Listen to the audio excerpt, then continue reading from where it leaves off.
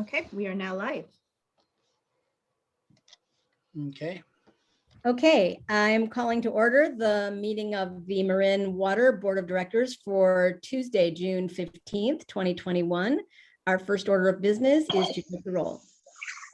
Director Bragman, Here. Director Gibson, here, Director Russell, Here. Director Schmidt, Here. and President Kohler. I'm here. Our next order of business is to approve the agenda. Do I have a motion to do so? move approval of the agenda. Second. Do we have any public comment on this item, Terry? We do not. Then let's have a roll call. Director Bragman, Aye. Director Gibson, Aye, Director Russell, Aye. Director Schmidt, Aye. and President Kohler. Aye. I'm going to ask a quick question of the general counsel. I appreciate that we've covered this agenda item now, but would you advise that we do so again when we convene our meeting again in open session at 7:30? Are you talking about adopting the agenda, President Kohler? I am. I think it's fine to stand as is, but if you wanted Okay. to just make an announcement that that was done prior to the Okay. session, I think that would be fine. Okay, sometimes people have things to say about it, so I'll do that. Okay, at this point, I'm not going to take public comment because we want to do that later at 7:30 when people are expecting that. So I think we are now adjourning into closed session. That's right, Okay. and we'll meet you on the other link. Okay, so we're all getting off of this Zoom. We're getting on the next Zoom. Is everybody on board with that? I'm gonna try to Okay. open that for you, and I'll All right. hand it over to Larry when we get there. All right, let me pause Okay. the recording. Very good. Okay, good evening. We are coming back to the regular meeting of the Marin Water Board of Directors for June 15th, 2021. Our meeting began this evening at 6 o'clock and adjourned into closed session. And we have already approved the agenda and we have no reportable items to report on following the closed session. So I believe that brings us now to public comment on items that are not on the agenda. President Kohler, I don't remember if we allowed public comment on the closed session item itself. Okay, Do we, Terry, do you recall? we allowed public comment on the agenda item. I'm not sure. True. How we My would allow- mistake, I might not have been clear on which one we were talking about, but maybe if Okay. there, I don't know if there are comments, but we might as well allow them if Okay, there are. Thank are you. there, all right. Are there any public comments, Terry, on the closed session item? I see one hand up. I don't know if this person does, but I will ask her. Miss Barbara Bogart.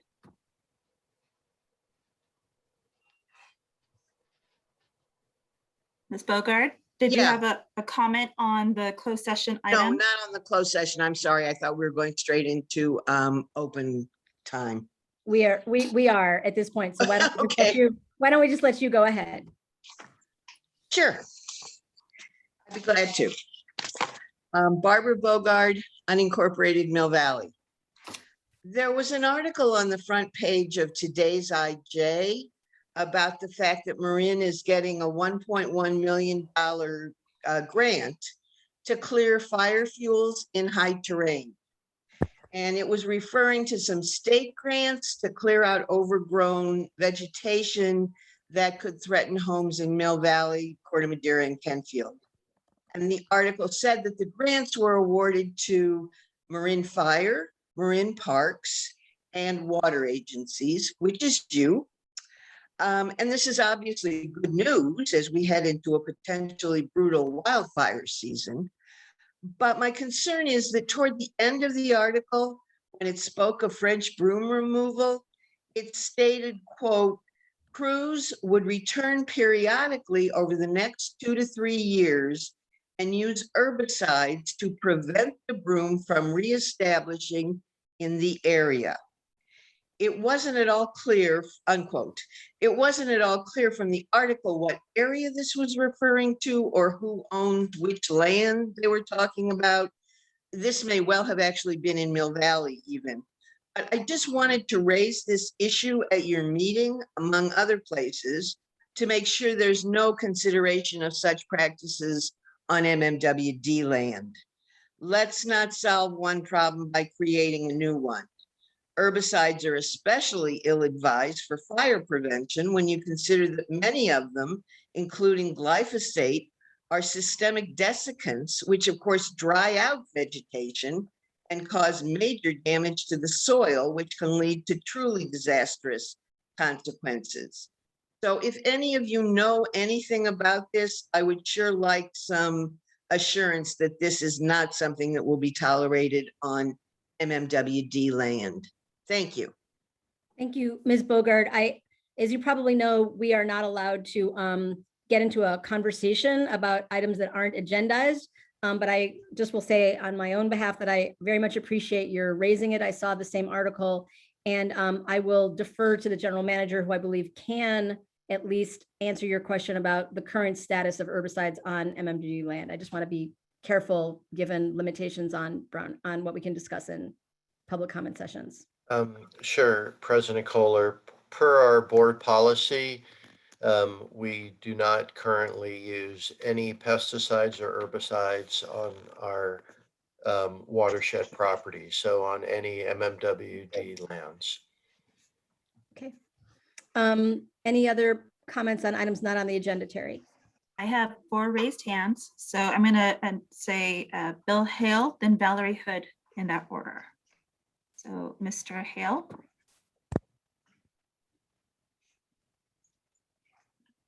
Go ahead and unmute yourself, sir.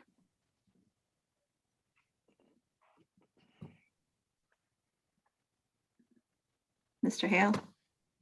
There you go. Sorry, my space bar wasn't doing the trick. I saw someplace in your materials that you're considering going back to in-person meetings. Fine, but please maintain the Zoom element for the public.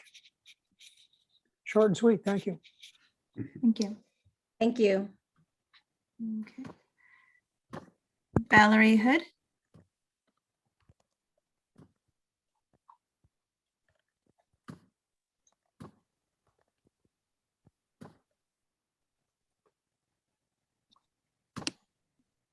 Go ahead, Ms. Hood. Sorry, There you missed go. that. Got it. Okay, hi, everybody. I would like to know if the board members are aware of and conversant in the developer-driven new laws being rammed through our state legislature, which will have a huge impact on densification in the Bay Area, with the consequence of having huge impacts on our dwindling water supply. So some of these, I've sent everyone, all the board members, a copy of something that I got from Sustainable Tamalmonte. They did a great analysis of some of these things. So one is SB 6, requires and streamlines housing in commercial zones and expands the reach of SB 35, a horrible law. Another SB 7 extends and expands the California Environmental Quality Act, CEQA, streamlining provisions of AB 900. Another is SB 8, extends and expands the Housing Crisis Act, reduces local government review and approval over developments. And this may have a direct impact on you, and I'd really like to hear about that. SB 9 requires local governments to ministerially allow splits and duplexes in single-family zones, and thereby upzone single-family parcels to 4 units and potentially up to 6 or 8 units, depending on the applicability of the state accessory dwelling unit law. I think that's pretty self-explanatory. Another SB 10 permits local government to pass an ordinance which is not subject to CEQA to zone any parcel, including those in single-family zones, up to 10 units of residential density per parcel at a height specified by the local government in the ordinance, if the parcel is located in a transit-rich area, a job-rich area, or an urban infill site as specified, whatever that means. So, I mean, I could go on and on. There are several, there's almost 20. And each one of these is going to have a huge impact if they go through. So in order to really have a discussion about water usage, all of these potential threats to our densification really need to be, you all need to be really conversant in them. And I would really like to have a public hearing and hear from you all about how you understand how all of these bills are going to have an impact, because it could be thousands and thousands and thousands of new people moving in because of what's being allowed. And I don't know how you possibly can even plan for that, but at least we should be talking about it. And this may be rammed down your throats as it is being rammed down ours. So thank you. Thank you. Thank you very much. Who's next? Okay, I have the next 4 speakers, 5. Susan, so let's go 3. Susan Hopp, then Nate McKitterick, and then Jeffrey Prose. So Susan Hopp, please. Yes, hello, board. Susan Hopp, Mill Valley. Anyway, this is really from the last meeting, and I listened intently regarding the proposal for the moratorium on new development hookups. And what was so perplexing to me was the assertion that was, I think, voiced by one of the staff, that new developments only amount to 1/1000th of current usage represented by new demand. And I think that's very confusing. I've seen it now quoted in Nextdoor and other places.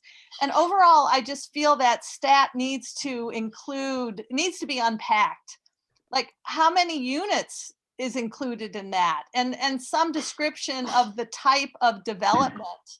I mean, I think a lower income or very low income or extremely low income versus single family, huge home. I mean, we see it around Mill Valley, hot tubs, landscaping, the number of water outlets. So it'd be so very different in estimated water usage.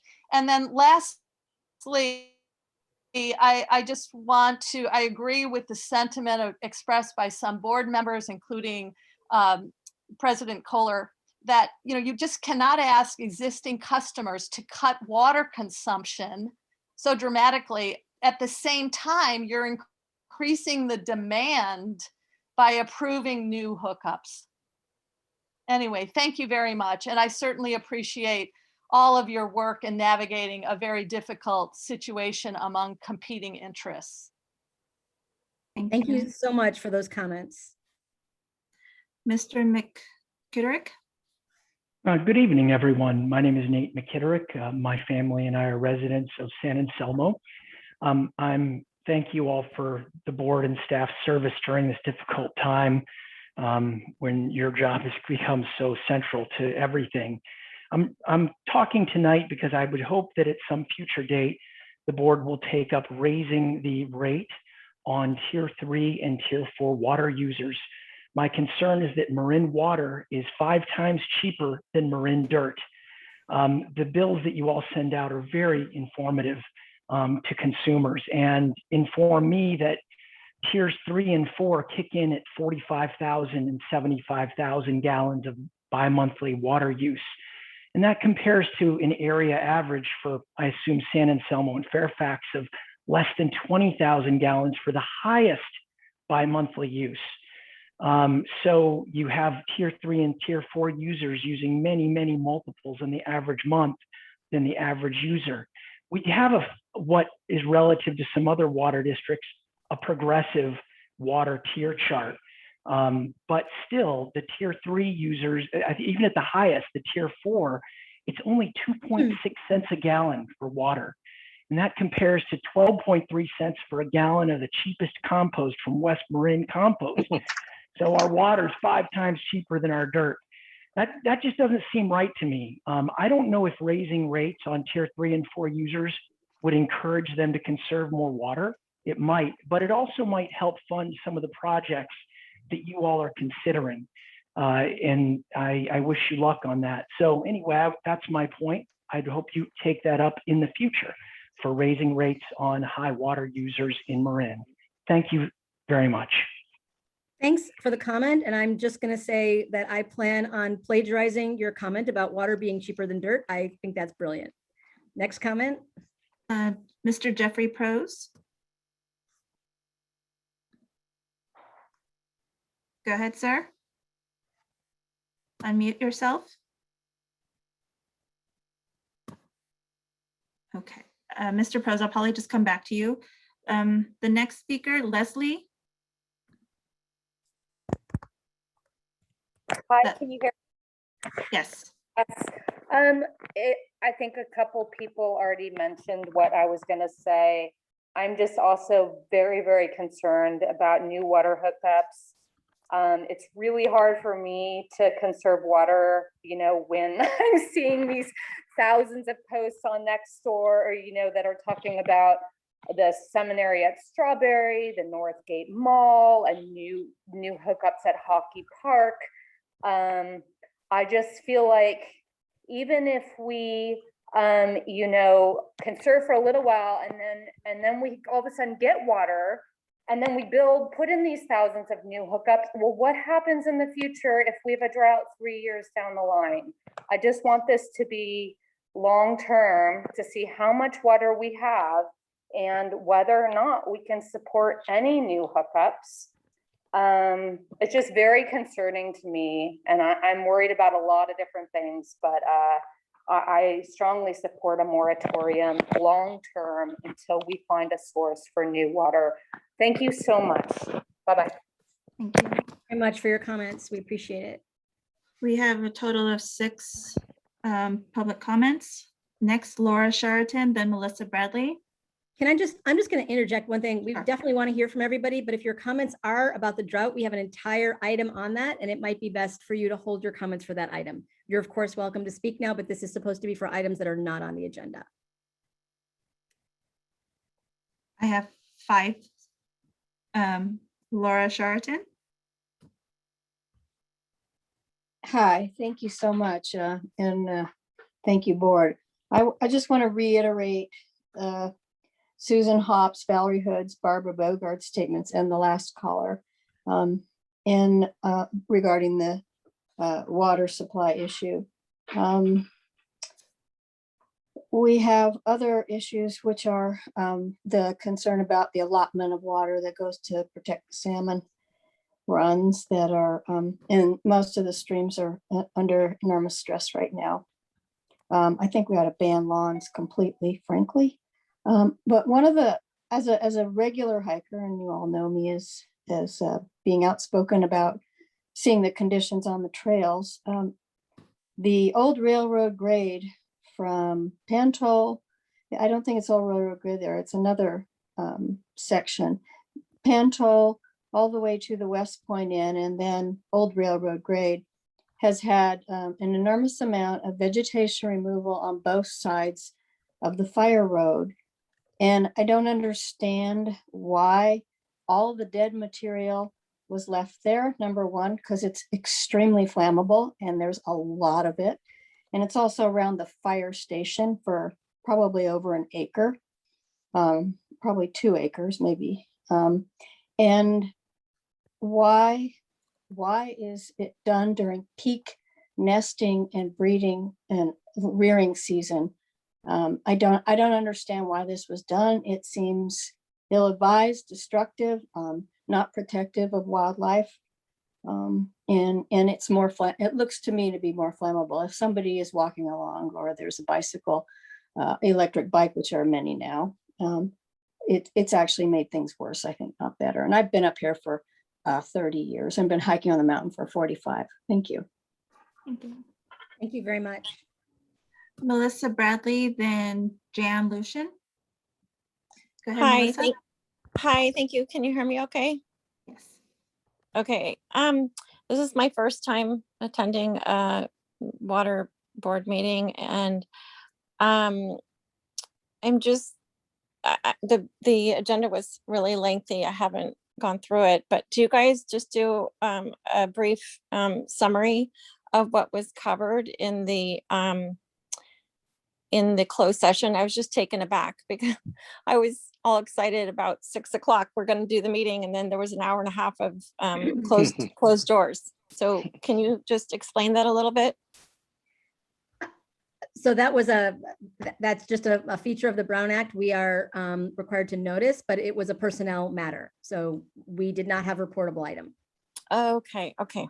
Thank you. I was just reviewing the Brown Act online, so I was just like, wait a minute. Okay, thank you so much. I appreciate that.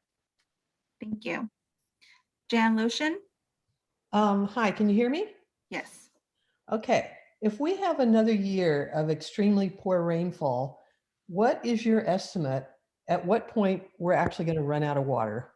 Because I just think this whole thing is moving so ridiculously slowly. We could have 3 years more of drought. There's no reason to assume that we're going to have anything like normal rainfall for a long time. So what is the plan if we run out of water? You know, East Bay Mud's probably not that anxious. It will take a long time to get a pipeline over the bridge. Is there a desalination plant in process? That's going to take a long time. I don't understand why you're not taking much stronger measures to slow down people's use of water. They're still watering their lawns. Most of the people I talk to sound completely amazed. They're not even thinking, people are still not thinking drought at all.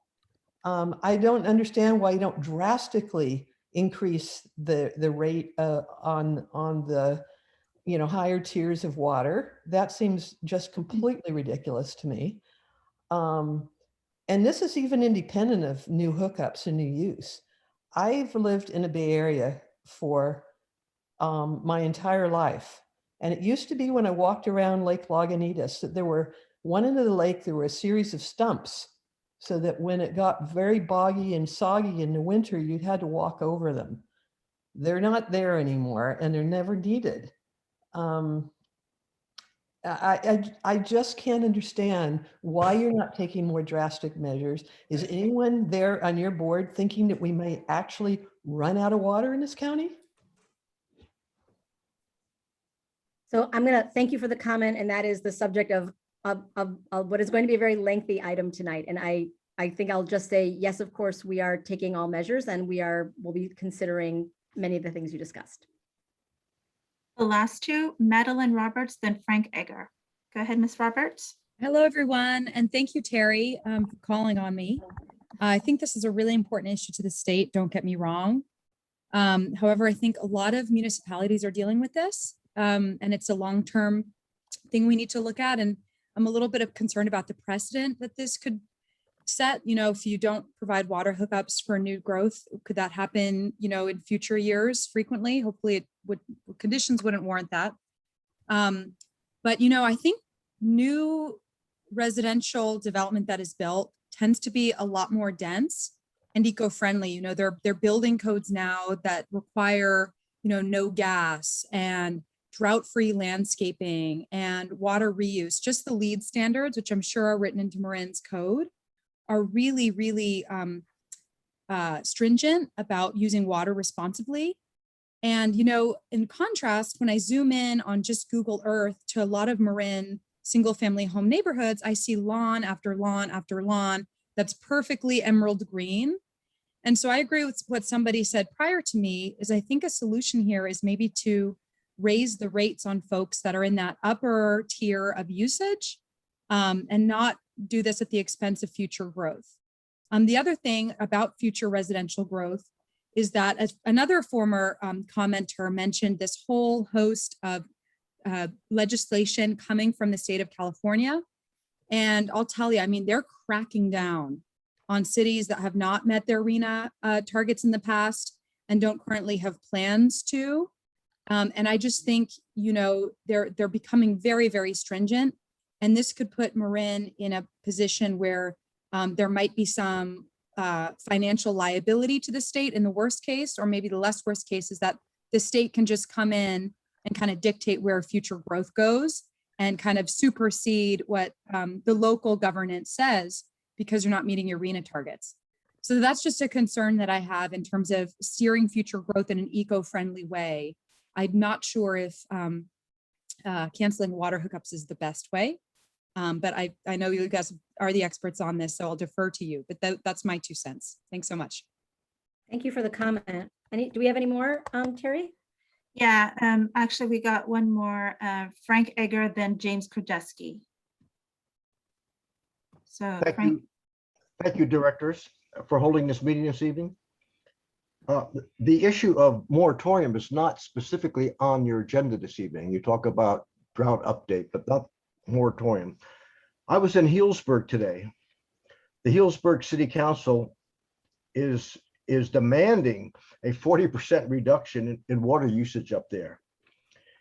Today is the lowest flow that I've seen in the Russian River since the two dams were built.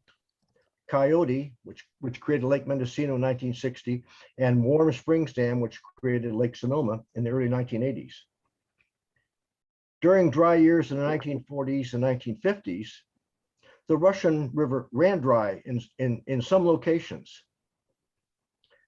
The Russian River, even with the Eel River diversion, will run dry in a number of locations by the end of this summer. The state legislature and ABAG could care less. They are demanding 17,000 new units in Sonoma and 14,000 new units in Marin to be built between 2023 and 2031. 2023 is only a year and a half away. The Santa Rosa High School has let their large front lawn go brown, totally brown. They had a beautiful green front lawn in front of the Santa Rosa High School. It's now brown. The only way Marin will get the attention of the state legislature and ABAG as to the seriousness of the water problem we're facing is by adopting a moratorium on new hookups, with very few exceptions, one being real affordable housing serving those making $50,000 and under. Thank you very much. Thank you. And last speaker is Mr. Krajewski. Hi. Go ahead, sir. Thank you. I just wanted to ask that the water district think about providing more meaningful data to all of those that are out here trying to figure out what is the best thing to do, or what should the water district do for that matter. Basically what we get is water. There's a chart now of water production. I'm not sure if that's the same as water consumption, but I'm assuming that it is. And they now have a water use chart. But I would think that these kind of data need to go into things like the IJ and be readily available. When you're talking about restrictions, how much water do you think each kind of restriction will save, so that this is all spelled out for us out here so we know? For example, how many people are using at these high tier levels versus those of us that are lower tier levels? All of these kinds of decisions that go into deciding, well, what are the best restrictions to further cut down on things? So my plea would be that there be more data, that more readily available on the website, be readily available in places like the IJ or maybe next door and so forth. And for example, things about shared meters, how many businesses or places are on shared meters, so you don't actually know who's using, how much individual users are using. So all those kinds of things, I'm just asking for more data that be put up there, so those of us who are out here can figure out whether we think you should move in a particular direction or a different direction. It's a very difficult situation. I'm very concerned about what's happened in the next 6 months with our water supply. Thank you. Thank you so much for the comment. Is that it, Terry, or is there more? I got two more speakers. Okay, I'm once again going to ask, we do have an entire item on drought coming up. So if that is your subject, I'm going to ask you to please hold off until we get to that item. Their hands are still there. Okay, let's go. So, Mr. Paul Seeger. Thank you. Hi. Yeah, my name is Paul Seeger. I am the president of the Diablo Water District. We're in Oakley, and we actually are working on our groundwater sustainability plan. And our district is very conservative in a way that we are growing the number of metered and home connections very, very quickly as all the developers are looking to see how quickly they can get these things in before they're going to be held to a higher standard. And by higher standard, I mean by lower water use. And at some point, development it should be limited to areas where there is plentiful water. And districts such as mine, and I'm not speaking on behalf of the district, but I have spoke with our directors, a couple of our directors today, and we were discussing that the kinds of positions that Marin has taken in the past have actually set the bar very high. And we hope that you continue to do so through your discussions tonight. And we look forward to hearing and seeing your conversation regarding solutions to this. Thank you very much. Thanks so much. It's always great to hear from a sister agency. Appreciate your participation. Professor, sorry, President Kohler, I have one more speaker, Sure. Mimi Willard. Okay. Go ahead, Ms. Willard. Hi, my comment is very brief, and it is that regardless of whether you do or do not adopt a moratorium on new hookups, I think it is important to require all new multi-unit housing to have individual unit metering. The technology is available today to do that in a low-cost way, and I think it's important that new residents of the county share in the conservation efforts for which they get feedback through their water bill. Thank you. Thank you. Okay. We don't have any more speakers now.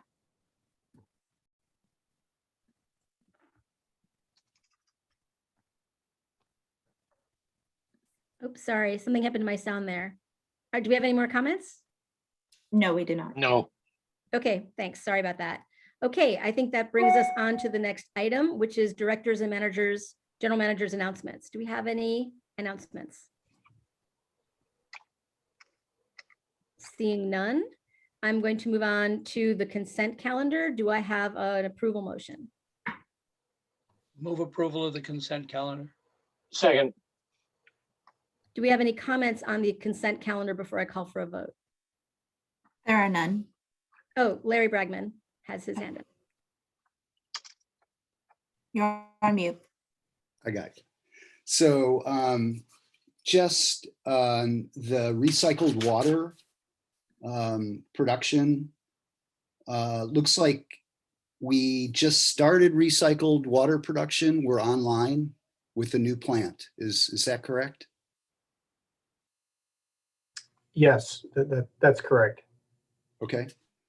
And so is that now servicing the entire district, the entire area that is connected to the purple pipe? That's correct, yes. So we should get some savings from that the restart of that recycled water program, correct? Correct, yes. Okay. And that would also apply to any new projects that do apply. They would have to be hooked into that system, correct? Yes, where state regulations support that use, they would be required to use recycling. And that would be for multi-unit housing, correct? Correct. Okay. Well, that's good. So that's back online. So, that is a new source of water that is coming into the district. So that's good news. And I just wanted to bring it out for the public that, there are things happening to address the situation. So, and I think that's a big one. So thanks a lot for answering those questions. Okay, thank you, Larry. Do I have a motion on approval of the consent calendar? It was Director Gibson. Great. Do we have a second? It was Director Russell. Great. Do we have public comment? We did not. Then I need a roll call. Director Bregman, Aye. Director Gibson, Aye. Director Russell, Aye. Director Schmidt, Aye. and President Kohler. Aye. That brings us to the regular calendar. Item 5 is an information item on an update on ARPA funds for drought support. And this is an item I'll just say that I asked the general manager to bring just to inform us about conversations that have been ongoing with the county.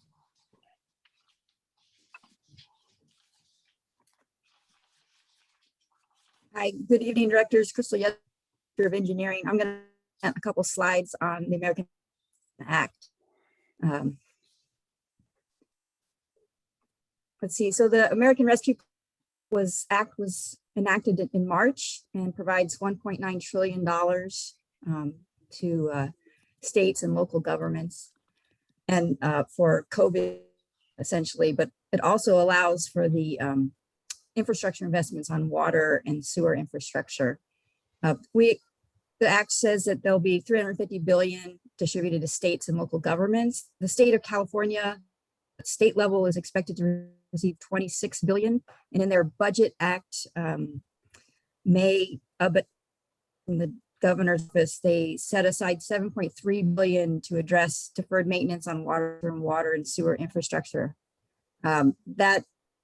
That budget is still yet to be adopted, but is moving through the legislature at the state level.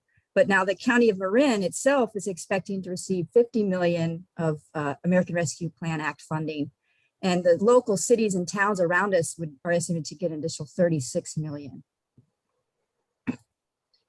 Special district eligibility. California special districts have received no direct access to these funds, unlike other government entities, such as the state, schools, tribes, cities, and counties. So without eligibility, special districts must partner with the cities or the counties or the state to obtain relief or to obtain some of special districts are currently advocating for the funding appropriations via the California State Budget Act. We're hoping to get an earmark that allows us to get that money, not just calling out that $7.3 billion would be used, but how is that going to be distributed and more explicitly.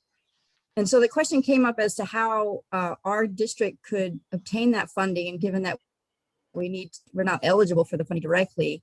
Let me just give you an example of how that would work. Back in January, the U.S. Department of Treasury launched the $25 billion Emergency Rental Assistance Program through the Consolidated Appropriations Act, and it earmarked money for people that couldn't afford rent, and also helping folks out with their utility bills. So we know that the County of Marin received $16 million of this ERAP funding, and they have applied for an additional $9 million for rental assistance and utility bills, American Rescue Act. And district staff is working with the county right now to set up a program where we can help them identify ratepayers that are in arrears and see if we can get some of that money distributed to pay off their past due water bills. So we are working directly with the county on this particular funding source. So it may be possible for us to use the same model where we work hand in hand with the county to hopefully get some of the Rescue Act funding that's going to be used for infrastructure investments. So with that, that's the end of my 3 slides. I just wanted to sort of launch the discussion in case the board wanted to speak up about it further.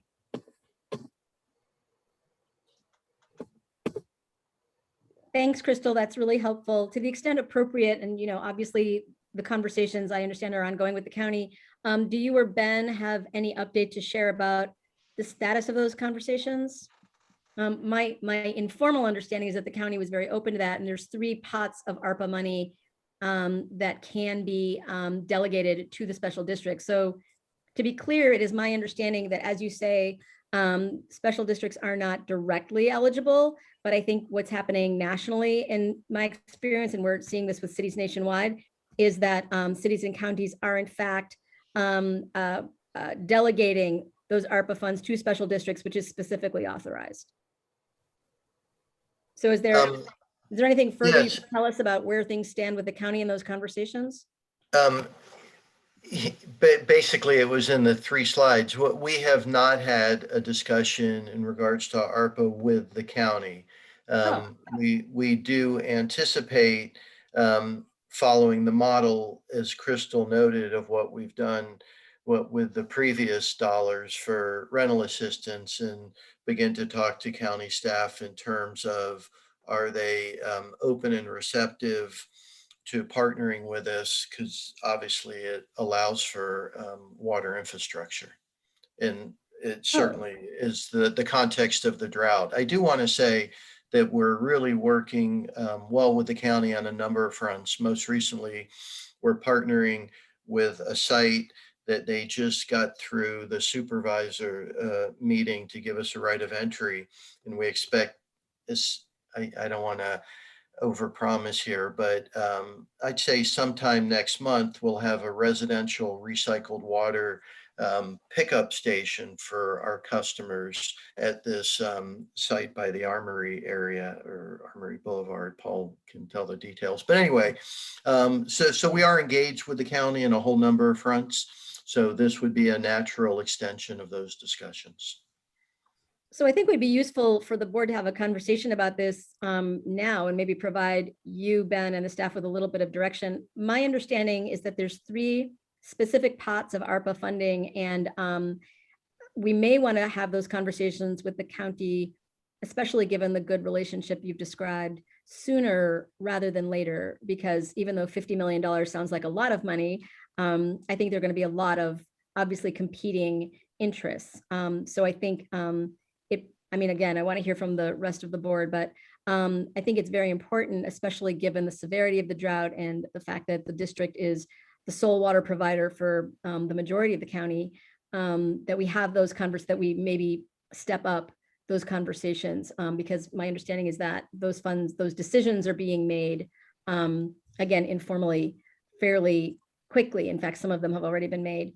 My understanding is that there's, well, from the statute at least, there's 3 pots of money that are all, that would all be important for us to be talking to the county about.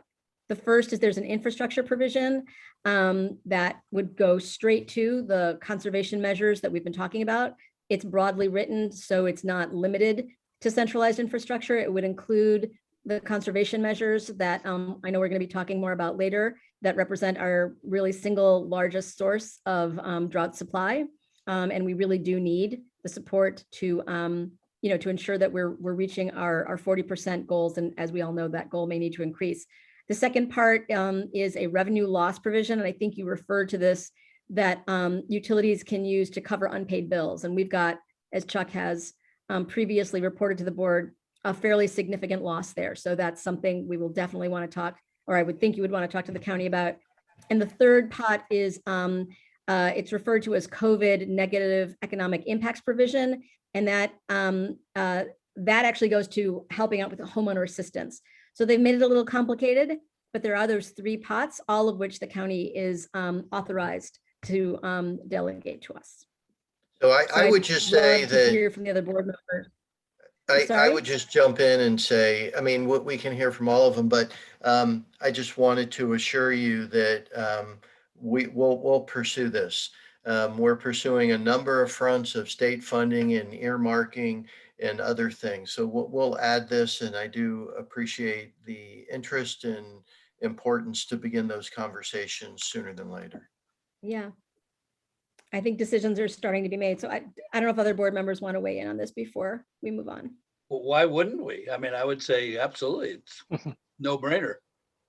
Yeah. Yeah. Yeah. And you guys have developed the numbers on our COVID delinquencies, and I mean, we have a pretty good case for relief. Just for clarity, if I could, the delinquency piece, that's moving forward, because those were earlier dollars that were specifically for rent and utility bills. And we've engaged actually a number of months now, ongoing discussions, but they've indicated now they're ready to move ahead on the water bills. So that's in process and it's looking favorable. And I expect, that they'll be receptive to discussions about drought support. Good. Good. That's great. And just to be clear, these ARPA dollars would be new. They would be supplemental to what you've been talking to the county about for the last few months. So that's really great. And I think really important for our low income residents for sure. Okay, Ben, if you wouldn't mind, I think it would be useful to have a regular item on the agendas going forward for you to update us on where things stand with the county on this. We'll do that. Okay, great. Any other comments on this item? Board comments?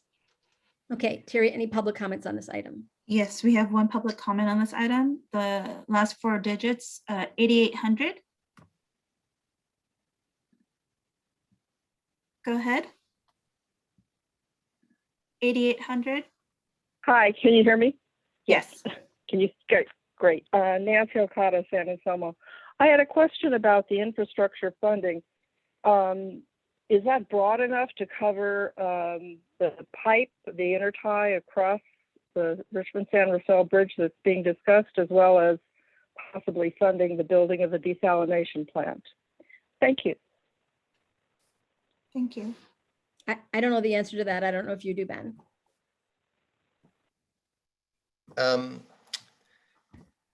What we are currently in the feasibility, looking at that, and we're going to be talking about those projects in more detail on Friday with the board. I think the important thing is to initiate the discussions with the county and understand, how many straws are in the money, and are they open to support us in different ways and at what level. But again, they've been very collaborative so far during this drought. So I do expect, we'll have some discussions very shortly and have a better feel for what may be available. I have one more speaker, Valerie Hood. Go ahead, Ms. Hood. Okay, hi again. So the board is hoping to get ARPA money. Is that federal or state money? It's not clear to me. Kickback, and then we want the kickback from the county. But this is funny money. This is all the funny money that's being created every day. And where's that going to come from eventually? That's going to come from the taxpayers.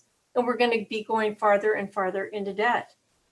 And although I understand why you're going this route, because we've sort of gotten stuck in this really bad place. But I think the reality is that we need to get Matt Willis to open up our economy again and stop this stupid lockdown that we're doing, open up small businesses, allow what small businesses can afford to come back, because we know we've lost what, 30, 40, 50, 60%, and those people are never coming back, not ever. But you open up the small businesses again and people can start working and they can start paying for their water bills. The most ridiculous part of this whole thing to me is the fact that this never had to happen. And we are reducing the quality of our lives, probably indebting ourselves forever. This is going to go directly to our kids if they survive these horrible jabs they're getting now, which they don't need either. I mean, this whole thing, and Cynthia, thank you for that little smirk. You can wipe that off your face. Thank you. Oh, I listened to you. My husband was just asking me about. That's not okay though, because person. all we see is your face. Okay. I'm sorry. Okay, so I appreciate that apology, but it's really you guys could really go a long way in asking Matt Willis to stop, and then you could stop asking for money that isn't ours to take. Thank you. Thank you. I have no further public comments or commenters. Okay. That was an information item, so we're going to move on to item 6, which is an approval item on a resolution rejecting bids on contract 1947 and 2021 corrosion test station rehabilitation project. Hi, I'm going to take this one. We received one bid on this contract in May, and the bid was almost double what the unit cost was for a installation of a test station from last time we had this contract, which far exceeded the engineer's estimate. Just to explain what the contract entails, it's over 100 test stations for installation of magnesium anodes to prevent corrosion on our pipelines. And they're all in dirt areas. There's no removement of pavement or sidewalks or concrete work. So the contractor would need to take a Vector truck and basically dig out a small excavation pit to install the new anode. And so we're gonna ask the board to exercise our authority to reject all bids. And we'd like to rebid this and ensure that we get solicit bids from some interested contractors that we've had in the past, and get more bids in, hopefully with a lower cost on it. So you'd see this contract come back to you at a committee probably this Friday that we're going to go out to rebid if approved. Any questions? Thanks, Crystal. Any board questions before I go to public comment? Larry.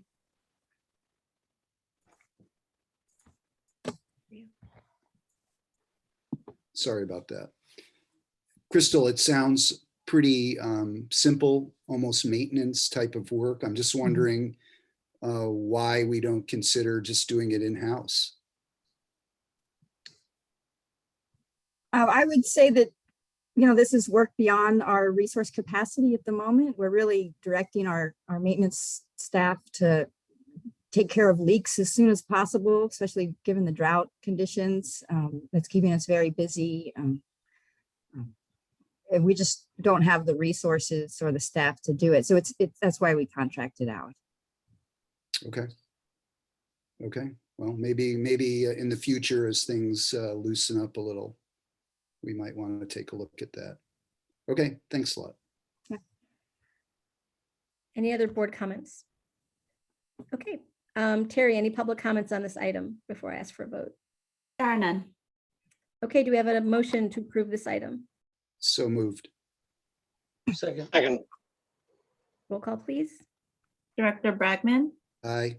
Director Gibson, Aye. Director Russell, Aye. Director Schmidt, Aye. and President Kohler. Aye.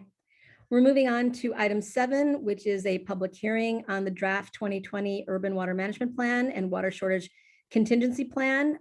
This involves also adopting a resolution, adopting the Water Management Plan, and a resolution adopting the Water Shortage Contingency Plan. Molly, do you want to direct us through this?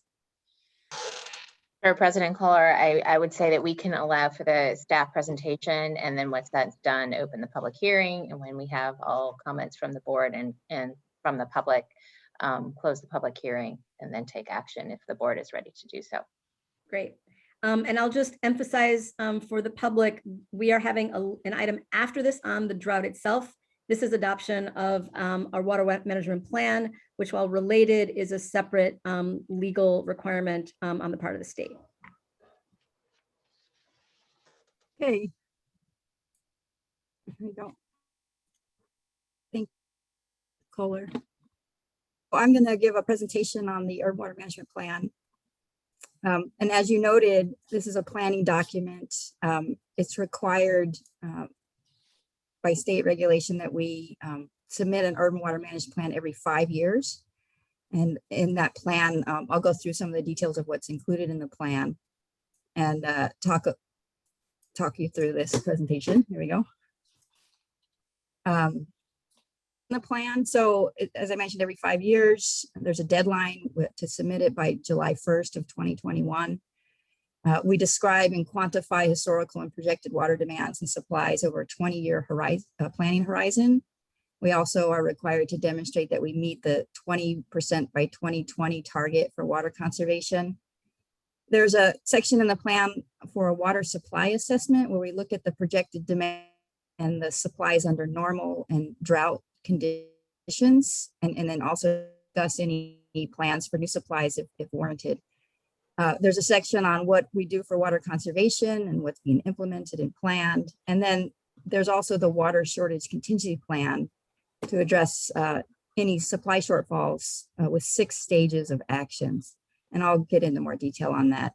But I do want to note that before I continue, we've about, I think, 13 comments on the plan. They were given to you ahead of time. There was a number of comments that talked about the water shortage contingency plan. And I point out that the current draft forms the planning document, and it's not the other way around. I think there's a little bit of confusion in that some people think that the shortage contingency plan is dictating to us what we're currently doing in our drought during this current drought. And the state knows that, things change during drought conditions as you learn, what's effective for reducing water demand. And so they've set this up so that the water shortage contingency plan is a standalone document. And rather than updating it every 5 years, we have the ability to bring it back to the board at any time to amend it and based on what we've experienced during this drought or what was effective or lessons learned from this drought. So we do fully intend to update the water shortage contingency plan at a future date based on the current drought and what the board is debating and taking action on. So with that, I'm going to keep going. So the overview of the plan, these are the chapters. There's in sections, as I already went through, there's descriptions about our water supply portfolio, meeting the reduction targets for 2020. There's a section on water supply, where we get our water from, what are the details, a typical runoff and rainfall that we experience. And then the water service reliability and drought risk assessment, and I'll go into detail on that, what that looks like. And of course, the water shortage contingency plan, and another section on additional demand management measures. And today we're at the point of adoption. So moving on.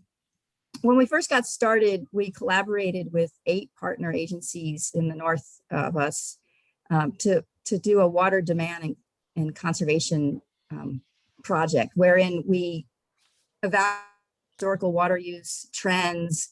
We looked at the population estimates from ABAG for population growth. We also looked at employment in terms of the economy, what sectors of our service area, would be increasing at what rates, because, the increase in single family residents would differ perhaps from the increase in commercial accounts. And so we came down with a methodology that we all agreed upon, those other partner agencies, to estimate future demands. And with that, this is essentially the outcome from those discussions and that very detailed analysis of demand projections. Now, I can tell you that the housing mandates that are coming from the state are aspirational, and they always have been. And what we actually experience is oftentimes much less than what is being mandated by the state. So we base these estimates on, historical trends and projections from ABAG. So, but with that, we're looking at demand increasing 4.9% from 2019 demands. And it's actually our 2020 urban water management plan sets the projected demands a little higher than our 2015 urban water management plan. As you can see, the lighter gray line is the projection versus our new updated projections for the 2020 plan through the year 2045. And we were actually pretty close on the 2015 projecting demand in the year 2020. We're actually right on with it, but we do like to be conservative. So we've moved that bar higher, in a way. And again, let me just point out, this is based on historical demand for what single family residents use in terms of gallons per day. What does a commercial account use in terms of gallons per day, and how are those projections going to increase over time? So moving on with these numbers, then we do a supply and demand assessment, and it's regulated that we look at a normal year, a single dry year with the lowest inflow, and then multiple dry years. And we take that water supply that we expect under those conditions and we compare it to the future demand. And so different from the last urban water management plan, we now have to look at a 5-year period of low rainfall rather than a 3-year period. So that actually moved our modeling or our historical, what we're using for the plan. Before we were looking at the 70s, but now the 5-year average moves us to an event that happened in 1987 and 1991.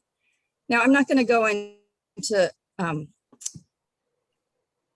detail on this. It's all included in the urban water management plan, but I just want to show you one of the tables that's in the plan. This was the single dry year. So if we take the historic single dry year, which was 1977, and use those supply totals and then project demand increases,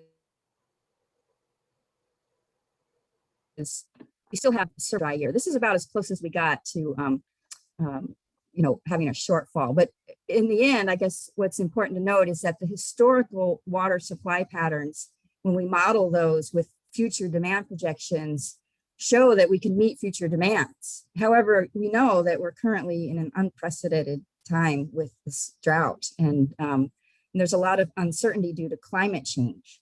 So, if the current drought were to continue, it would be drier than that historical 5-year period from 1987 to 1991. So the urban water management plan now requires a drought risk assessment to look at these theoretical scenarios. That's not just historical. So let me just, and then I'm going to talk a little bit about the drought risk assessment. So the regulated methodology for conducting it was to utilize unconstrained demand projections next 5 years. So this is if nobody's conserving water, we haven't had water use restrictions, and then compare that with a historic 5-year period of the lowest rainfall. Okay, so those were the inflows in acre feet for those 5 years from 1987 to 1991. And as you can see, there's plenty of supply to meet this unconstrained demand. So when we follow the methodology that's required, the drought risk assessment shows that there's no water supply shortage for the methodology. However, they went further to model a synthetic 5-year drought. So we took the 2020 water demand and water supply numbers, and we projected this unprecedented historic drought over 5 years. And we forced the model to show us that we would have a water shortage if we were to have dry conditions for five years. And so this is meant to be an iterative process, and it feeds into what's called the water shortage contingency plan actions. And so what you do then is you model water use reductions here and see if you can make up that shortfall by enacting certain restrictions to reduce demand by a certain percent. So and we'll talk a little bit more about the water shortage contingency plan next. But so that was the drought risk assessment where we modeled a synthetic drought, which is above and beyond what was required by the state. So going into detail on the water shortage contingency plan,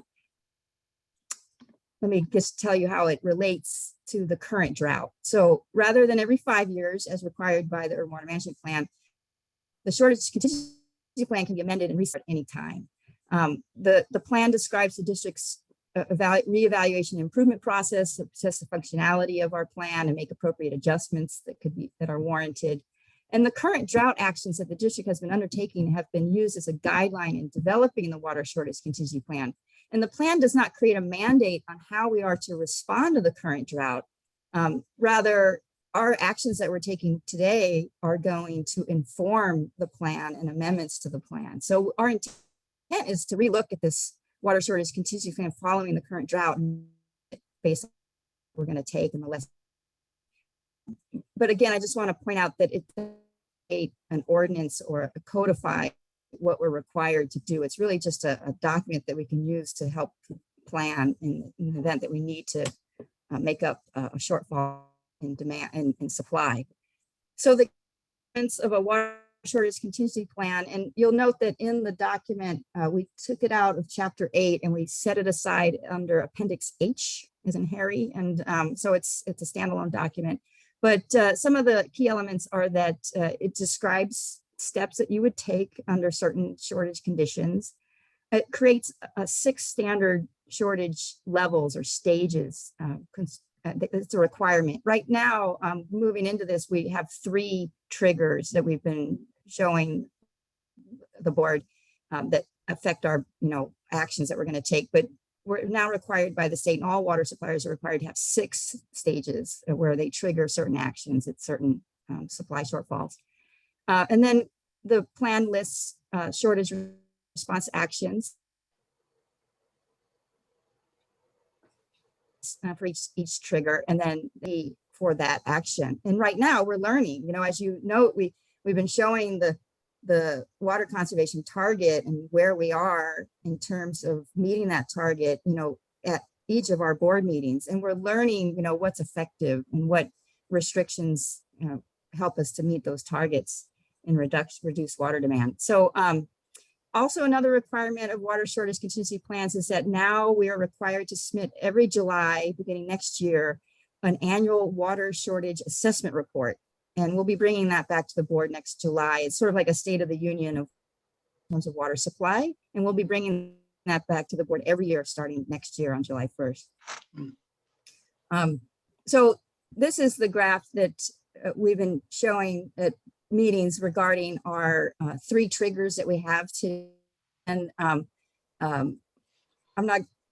we've seen this before, but essentially we look at storage levels around April 1st and determine whether or not we need to do some restrictions. And then December 1st is our real, an important date for us, because that's really where we will know whether or not we're getting rainfall to refill our reservoirs or not, and whether or not we're going to have enough storage for the coming year. So, so now there's 6 triggers. And so this is a table of those 6 triggers that are proposed in the plan.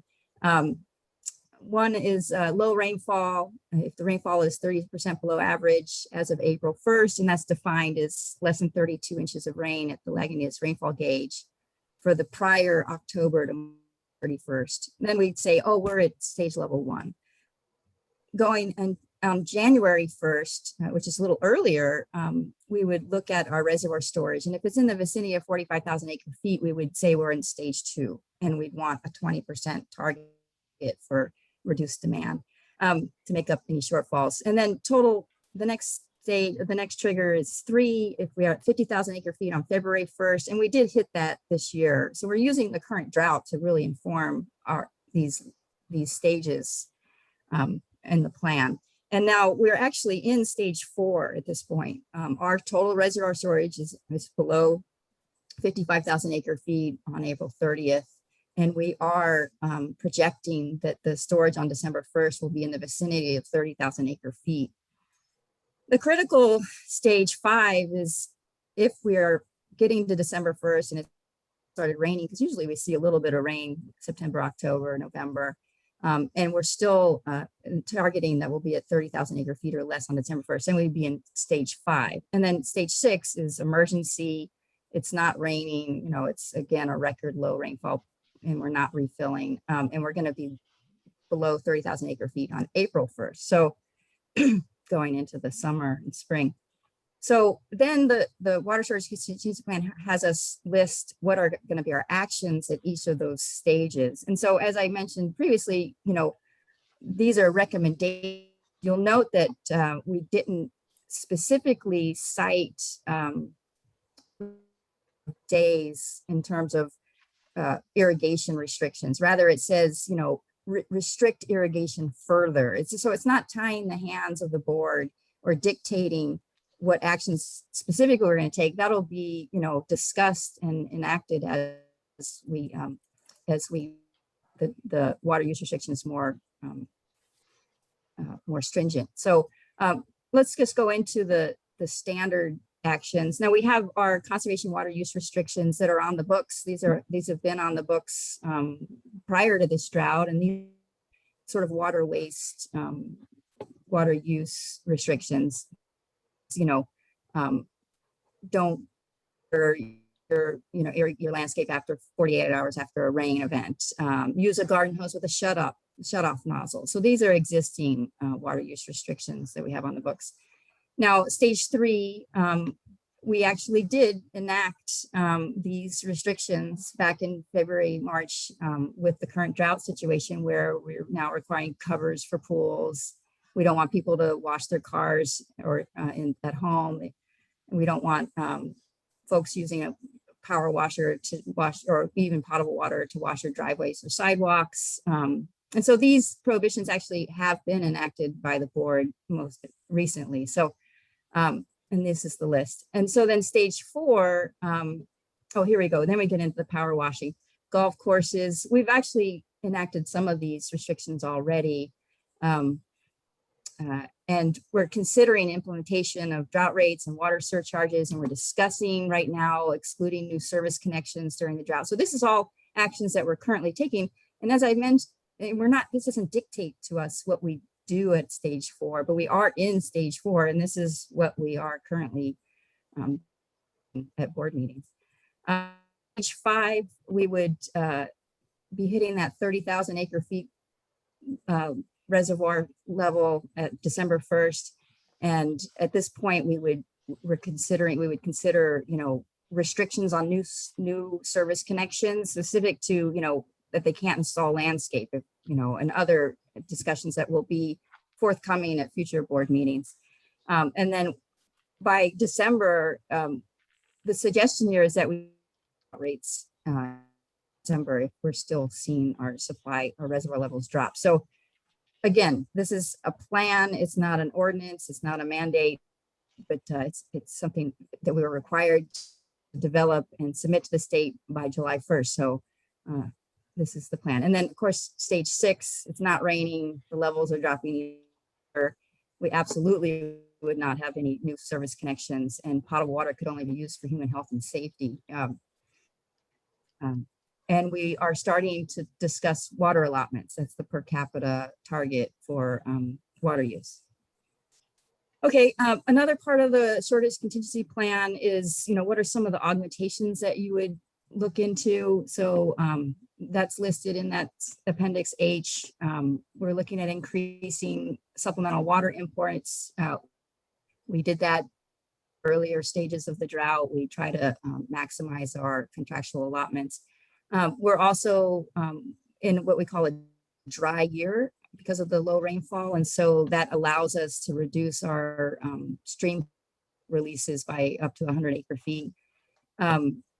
At stage 4, and this is where we are today, we find ourselves, initiating a study for what's called a temporary urgency change petition, which would possibly by us to reduce migration flows, given that, there's not negative impact to the habitat. We're also looking at accessing some of the dead storage that's in our reservoirs. Our intakes for the pumps only go so deep, and so we're looking at ways that we can get the last drop of water out of our. And then, of course, all of these discussions that have been ongoing and will be coming, in terms of desal, water transfers, finding water from other locations. So we are doing quite a bit of work. Staff is working hard on all sorts of analyses to see what we can do to increase our water supply through some emergency water augmentation. All right, and so just to recap where we've been, we gave a very detailed presentation to the board back in January on the demand analysis and the projections. Then we gave another presentation in February on the water supply assessment.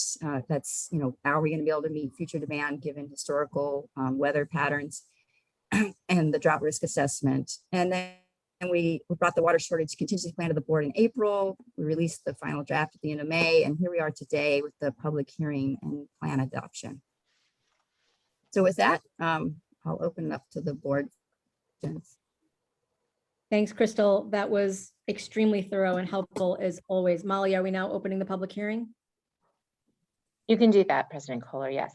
Okay, I am opening the public hearing on adoption of the Urban Water Management Plan, and I'd like to start with any board comments on the plan. I have a couple questions, President. So Crystal, on the demand analysis going forward, does that include stream releases? Yes, Director Bregman, the demand analysis does include stream releases. It's recycled water, potable water deliveries. We have some landscape accounts. We have raw water, a couple raw water connections. Okay, so that will vary obviously depending on our rainfall too, but I just wanted to make sure that was part of the calculation. As it's more of a comment than a question, and then I'll give up the dais to the other directors. But the new regulations coming down from the legislature are historically different than what we got in the last 10 years. The enforcement mechanisms are much more strict. They actually preempt local planning, and there's some very draconian enforcement mechanisms. So I'm a little skeptical as to whether your past prediction, which sounded pretty good, it may change going forward, because there's certain little loopholes and discretionary decisions that were made at a local level that have been preempted. So it's just sort of a cautionary note for you and the rest of the board, having spent about 11 years in Fairfax, really trying to model our planning to fit the spirit of creating additional housing, affordable housing, without having our authority really preempted. It's much stricter now. So that's a comment. So I'll give it up for the rest of the directors. You're muted, Cynthia. Sorry. Any other board comments on the urban water management plan? No. Just Okay. very good job, thorough job. Yeah. Yeah, I'll just make the observation that I think that the changes to the planning process that were made a number of years ago, I think Director Bregman makes a strong point. The one piece of it that I do want to emphasize is that I think, and Crystal, you might be able to help me with this, I think it's still fairly limited in the way in which utilities are, it's fairly stringent, obviously, in the requirements. So it's still fairly limited in the ways in which utilities can really count conservation. And I think we certainly have the discretion to do significantly more than simply rely on passive conservation. And especially since conservation is a source of supply, probably our largest source of supply and our least expensive source of supply. So I appreciate that the plan is the way it is because of those legislative requirements and the way the regulations have rolled out. But I think it would be useful for you to maybe comment a little bit on the flexibility that we have to go considerably farther with water use efficiency and reuse and other on-site measures than allowed for in this kind of analysis. If you want to share a graph I put together to show you how our thinking on this has changed over time. This graphic shows the projections from past urban water management plans. And you can see back in 2000, our projections were pretty high. And that's around the time period that we started to invest heavily in water conservation. We tripled our staff on this effort. We started to really budget and fund rebate programs. And so by 2005, because of this, the success of that effort, after we decided not to do desal, we instead invested money in conservation efforts. Our projections went down, and but still demands were much lower. So you can see we are being very conservative. But by 2010, when we were developing our urban management plan, we were seeing such great efficacy of our water conservation measures. Our demand projections went down considerably. And here we are, 2015 plan. This was our projections through 2040, and we went up, as I mentioned, we went up a little bit for our 2020 urban water management plan. And of course, all of these projections can be adjusted, as we start to see development increase in Marin County. I'm sure that the 2025 plan projections, may have a bit higher. And really, some of these projects take years to go to construction, and we will have ample time to be able to estimate what the impact might be of some of these larger developments. And we'll have further discussions on new connections and what's in the pipeline per se currently. Right. So I want to be clear, because I have seen in the past, there's a lot of consternation about, the plan, is estimating we're going to have this much demand. And in fact, as your chart just showed, our demand has actually been, I think it's fair to say, radically lower than projected. And I'm not criticizing the staff. Again, the way that the planning document is rolled out is primarily a factor of the legislative requirements. But I would just caution all of us to be aware that for the most part, those forecasts have been very, very high compared to what we've actually been able to accomplish with fairly minimal efficiency measures. I mean, like you say, we tripled our staff, but as I recall, when I joined the board, our staff on conservation was approximately 50% of 1 FTE. So, so I'm very grateful for the current conservation staff and, for Carrie's leadership on that. But it's, we still, I think are still at the tip of the iceberg in terms of our ability to be truly water efficient and be doing all that we can with our most significant source of supply. So anyway. President, I have one other comment about it, sure. Which is we got a letter from Tam Almonte about some of our metrics for action. And I think they made a pretty good point, and it's one that I think bears repeating as far as the metrics where we need to be on supply in order to take certain actions.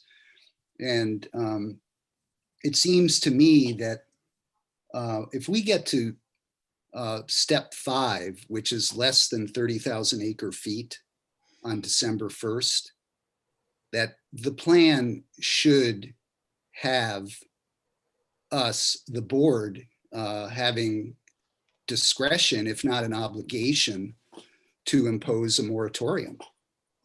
I mean, at that point, we're going to be talking about rationing water. I mean, there's no way we should be adding more demand if we're rationing water. That effectively reallocates water from existing customers. So I do have a problem with the current metric that waits until we're past that point to obligate us to impose a moratorium. I think it should be brought back to that December 1st, 30,000 acre feet.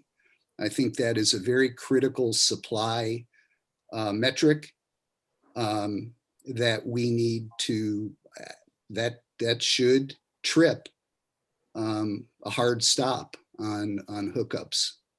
And that is in the body of the plan. So that would be, one thing that I'd like to see us amend before it goes to the state.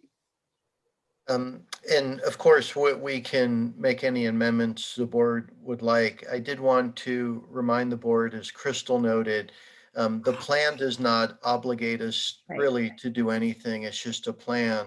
And what staff intends to do, as we learn all the things we're learning as part of this drought, we will revisit with the board our code.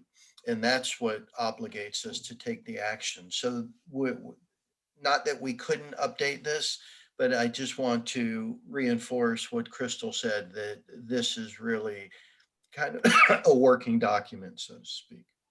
Yeah, and I agree. And if it hasn't been published officially yet, I think now's the time to make a change. So, I mean, I understand there's, we want to move it on. I think that's a fairly easy change to make.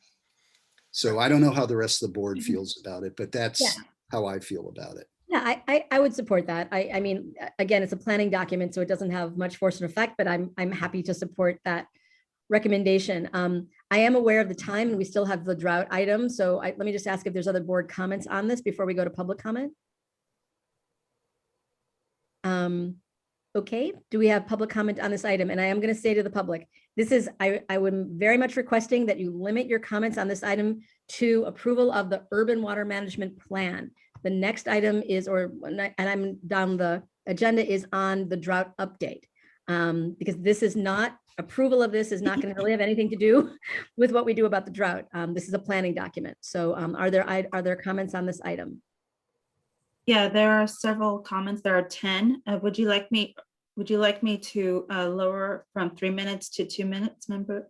I think we have to, because we've got the whole drought update and it's already 9 o'clock. So I think we're Okay, gonna. great.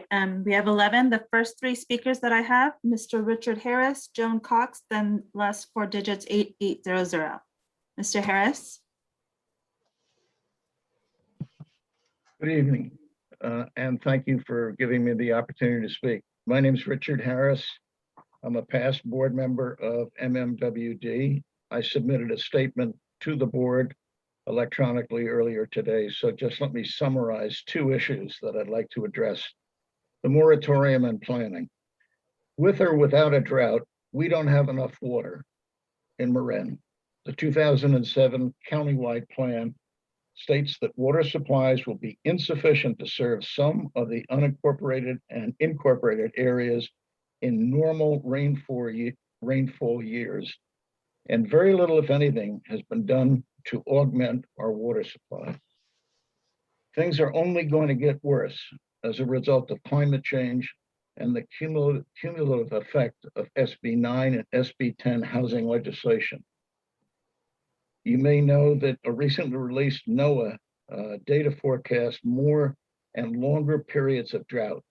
Data shows that in just the last 20 years, Marin County has experienced 14 years of moderate drought, 10 years of severe drought, 7 years of extreme drought, and parts of 6 years of exceptional drought.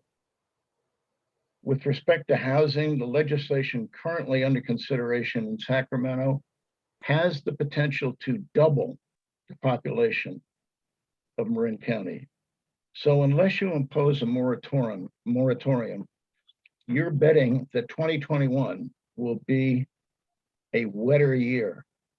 You may be correct, but that's not a bet I think you should be taking on behalf of your 195,000 existing customers. Better public policy is to immediately impose a moratorium and then rescind it when conditions warrant. As regard to planning, Marin Water has been a day late and a dollar short over the past decade.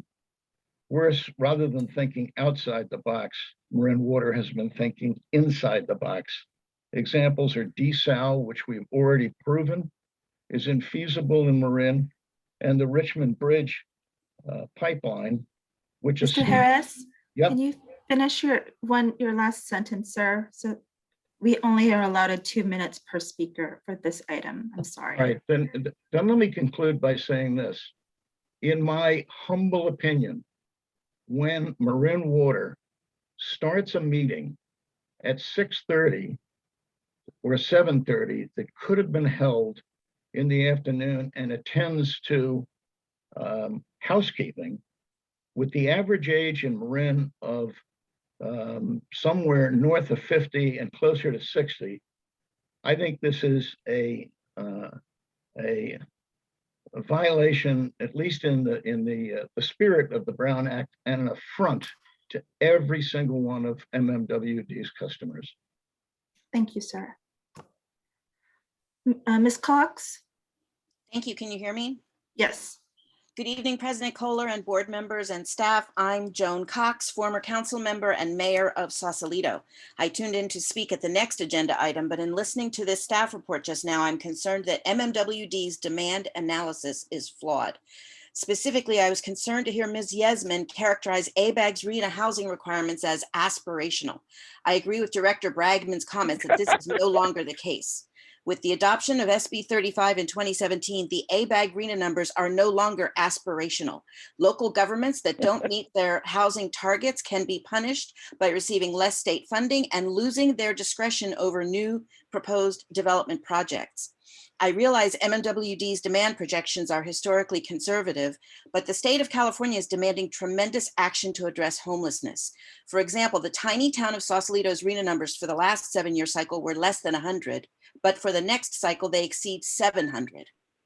Various municipalities, including Sausalito, are hoping the state will consider the impacts of the drought before it approves the new targets later this year.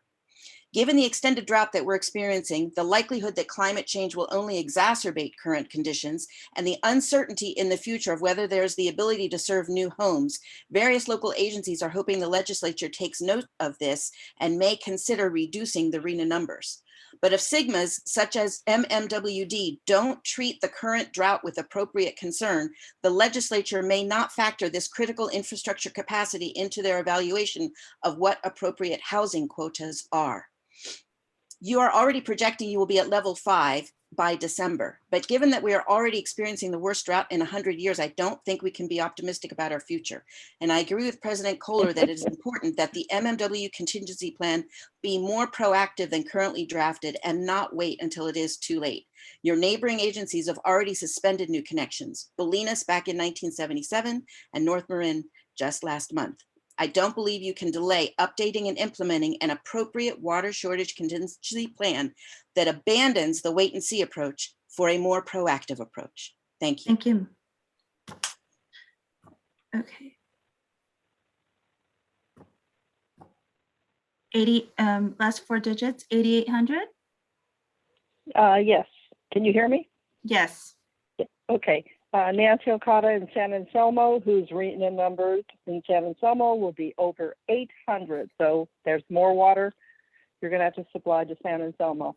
I'd like to point, I agree with Director Bragman, I'd like to point out an easy fix in terms of putting a moratorium on new service. On page 483 of 770 in your agenda packet, there's a table 6.1, and it has in shortage level number 6, moratorium on net zero demand increase on new connections. New water service applications will not be granted. Just change that 6 to a number 4 to make it current to this right now. December is a long way off. July, August, September, October, big fire season months. We need to have our water, and we don't need to have more building going on during those times of new water connections, as well as my understanding is that you can build a junior unit or an ADU and hook it up to the water supply without having to get a new service connection. But I have not verified that. So thank you very much. I would really appreciate if it would be amended to the moratorium to shortage level number 4 in that chart on page 483 of 770 in the agenda packet in the water shortage contingency plan. Thank you. Thank you. Next 3 speakers, Jan Lotion, Barbara Bogard, and then Gary Dennison in that order. Order. Jan Lotion, please. Hi. You can hear me? Yes. Okay. I was reassured that there is a plan for levels of action related to the supply of water, but I think it's taking us way too close to the edge. 30,000 whatever by December. This is an era of climate change. These levels and plans are based on the past. There's just no reason to believe we're going to have rain this winter. There really isn't, or the year after for all we know. So I just think that we should be moving to a higher level of conservation. I do very much agree with the whole conservation aspect, but we should be moving there much faster. How are you going to feel as members of the board if we have a terrible winter next year and the reservoirs go even lower, and you could have enforced much greater conservation in the meantime? There's just no reason to believe it's going to rain next year. There really isn't. I think that more emphasis should be put also on individual households. I think it's great on the landscaping and all, but I mean, I'm seeing people all the time that wash one fork turn the water on full force and stand and watch wash one fork under the faucet. Years ago, I was here in the 70s because I've lived in the Bay Area all my life. And we had lists that came to us. Why can't we put out a one-page list? Stop flushing only flush your toilet every third or fourth time. Don't bathe every day. Take the leftover water from, washing some dishes and go water some plants with it. Why can't you just come out with a one-page list to tell people exactly what to do? Thank you. Thank you. Sorry, I don't know, but just in response to the last speaker, we actually have exactly those lists. So I'm going to ask our comm staff to be in touch with you. Those are on the website. We've sent out mailers. So there's a number of ways we've done that. I'm sorry you haven't seen those, but we're right with you on that, and we can get that information to you. Miss Barbara Bogard, please. Yeah. I'm a member of the Sierra Club Executive Committee, and we sent you a letter yesterday calling for a hookup moratorium with an exemption for 100% affordable housing. And I do understand you may need to delay implementation for a little longer so as not to catch folks who might unfairly be penalized if you implement too quickly. But I encourage you to take some action on a hookup moratorium as soon as possible. We've seen that thus far, conservation efforts are having some effect, but not nearly enough. There are many reasons for this, including demand hardening, which we address in our letter. But it's also true that people feel frustrated and confused because you're sending mixed messages when you continue to allow new hookups. You can't expect current customers to conserve water, to seriously and significantly lower their demand if at the same time you permit any increase in demand by allowing new hookups. It honestly doesn't matter how much or how little water would potentially be saved by the moratorium. Those of you who say that the moratorium won't make the difference we need are absolutely correct. It won't.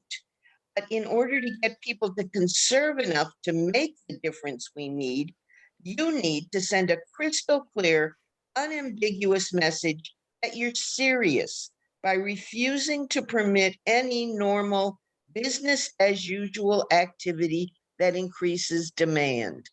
Thank you.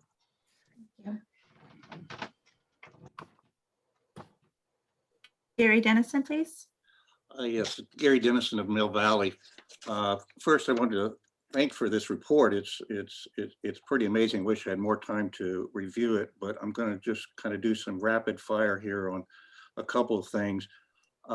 Page 86 of the 35 of the report talks about why that you used 2019 versus 2020 actual figures for the basis, and it says that because COVID was an anomaly year and stay at home. I guess my comment on that is a number of businesses are now allowing their employees to stay at home. They've decided this is a pretty good thing. So I don't know if the stay at home thing is really going to be an anomaly for the year.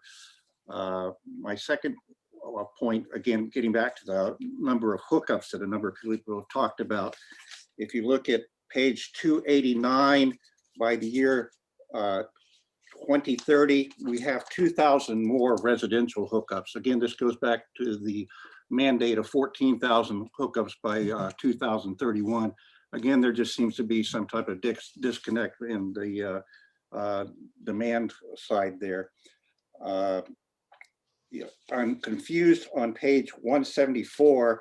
It's talking about the public hearing, and it's got a lot of blanks on there, and it talks about the public hearing is going to be on July 21st or July 15th versus this June 15th. So you got a lot of cleanup to do on that page if this is the actual hearing and the board is actually going to vote to approve this tonight.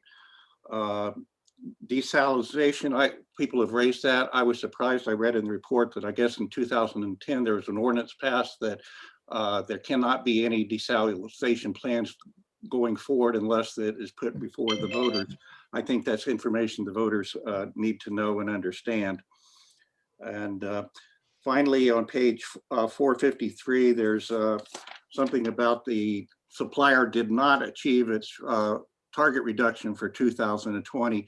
There's no explanation of what that means, and I guess I would like to know.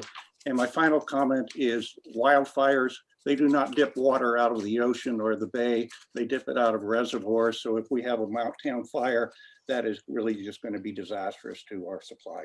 Thank you, Mr. Dennison. Okay, the next three speakers, Frank Egger, Jenny Silva, and Valerie Hood. I'm sorry, can I just go ask ahead? I'm sorry. Of council, because I just want to, there's a lot in Mr. Dennison's comments that we'd like to unpack, but I just want to make sure that we're addressing the legal issue, because if we said the hearing was going to be on the 15th of July when it's today, I just want to make sure we address that. President Kohler, we did issue a public hearing notice. It was published in the paper, was dated for today. There may be a typo in the document itself, which could be corrected, but there was clearly legally public notice provided. Okay, great. So I just want to thank the speaker for that, and we'll fix that. Yes. Again, the next three speakers, Frank Egger, Jenny Silva, and Valerie Hood. Mr. Egger, sir. Frank Egger, Fairfax. We are facing an extreme drought and water crisis. In Fairfax, the state wants 500 new units.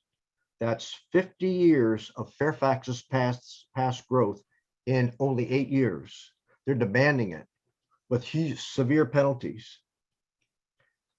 I'm recommending these additions to your urban water management plan. Number one, restore the original capacity at the older reservoirs like Alpine Dam, which is over 100 years old, by excavating the sediment that has been backfilling the reservoir. Water agencies are now looking at these options for their reservoirs. Some dams have been removed, and a big issue is the sediment that is backed up in those reservoirs when the dam comes down. So there's got to be a lot of sediment behind our dams. Number two, implement the recommendations of the 2015 Recycling Reuse Plan of the Central Marin Sanitation Agency and Marin Water. Our two agencies were awarded a state grant for the study of a wastewater reuse issue, and it's a pretty thorough study, and it's time to take a look at that study and implement it. Number three, do an actual groundwater study as mandated by the state. There are significant groundwater resources in the Marin Water Service area. Four, count and require the metering of accessory dwelling units. Many cities are approving ADUs up to 1,200 square feet. When we purchased our home in Fairfax in 1962, it was 900 square feet. So our family was raised on 900 square feet of house. How can Marin Water not count a 1,200 square foot accessory dwelling unit? Five, set a per person water budget, somewhere between 20 and 40 gallons per person. Six, prohibit the use of potable water for irrigating large green lawn areas like golf courses. Old Course St. Andrews in Scotland is considered the top golf course in the world. They do not water their fairways. Thank you very much. Thank you, sir. Ms. Jenny Silva. Hi, thank you for allowing me to speak tonight, and I appreciate all the work that has been put into this. I just wanted to comment on the housing projections, and as Larry Bragman mentioned, I think the consequences for not meeting them are much stronger than they have been previously, and I believe it's critically important that this plan meets the needs of our future Marinites. And I'm very disappointed to hear people suggest that we use the plan as a way to try and we use the moratorium as a way to combat the housing requirements. Marin is in a severe housing shortage right now. Everybody that is involved in water knows that new housing hookups are not a linear growth in consumption, that having a moratorium on hookups will have basically no impact on this drought. And I know this is the plan going forward, but I think it's critically important that the plan for the housing that we need. We are currently in the situation where middle-class workers are having to have hours, multiple hour commutes into the city. All of my kids' teachers are commuting from Forestville, Santa Rosa, Vacaville. That's really, it's just not okay. And it's the job of the Marin Water District to plan so that those people can live near the jobs that they have, not to ban housing. Thank you. Thank you. Ms. Hood? Ms. Valerie Hood? Okay, back again. We need MMWD to come out with a clear statement against development and refuse to permit new hookups. We watch construction going on every day in Fairfax. We watch the trucks go in and out. We watch the lumber come in, and we know that people are building out their lots. And one of the ways we know that, even though we're not really told about it at our council level anymore, is that we see all the new cars that are coming in. There's just no parking anymore. So we know we've had a huge increase. Our council has refused to up the number of actual residents. Our town still says 7,500. It said that ever since I think I've lived here for 30 years. It's probably 9,500 to 10,000. And I bet that's going on in every single town. If we actually knew how many residents we actually have, then we might be able to actually assess what our water needs are. But on top of that, we're being asked to have huge increases in numbers of housing. I don't even know how you guys can plan in this sort of environment. I don't understand it. So trees hold the water in the land, and we know that our water capacity disappears as our suburban forests are being removed. The developers are pushing densification. Our councils are pushing densification. We do need a groundwater assessment, and we need to figure out how the trees figure into that. Because right now we pretend that it's just okay to remove trees and add concrete and not realize what the trees do in terms of holding our water, putting it out when it should. There's no talk about that at all. I think it would be great if you guys would have a talk about how the water system actually works in that way. Richard here, if you're still listening, if you decide to run for a board seat, I'll help you. I'll help you in any way you need. I support all of Larry Bradman's comments. I generally do. And Joan Cox's statements were completely accurate. Instead of reiterating them, I'll just go with that. But we really do need you guys to make a statement and ASAP, because people are living in a zone I've never seen them live in. It's like they're checked out. Thank you. Okay, the next three speakers, Sharon Rushton, Barbara Salzman, and Melissa Bradley. Ms. Rushton? Can you hear me? Yes. Okay. Good evening. As you just stated, I'm Sharon Rushton, President of Sustainable Tamil Monte. We hope you read our letter. And in summary, we urge you to do the following. Please make the following revisions to the draft water shortage contingency plan before adopting it. And that is, one, revise the water shortage contingency plan so that a moratorium on new water applications and hookups will be issued in severe stage 4 rather than in emergency stage 6. Number 2, abandon plans to encourage neighbors to report on neighbors.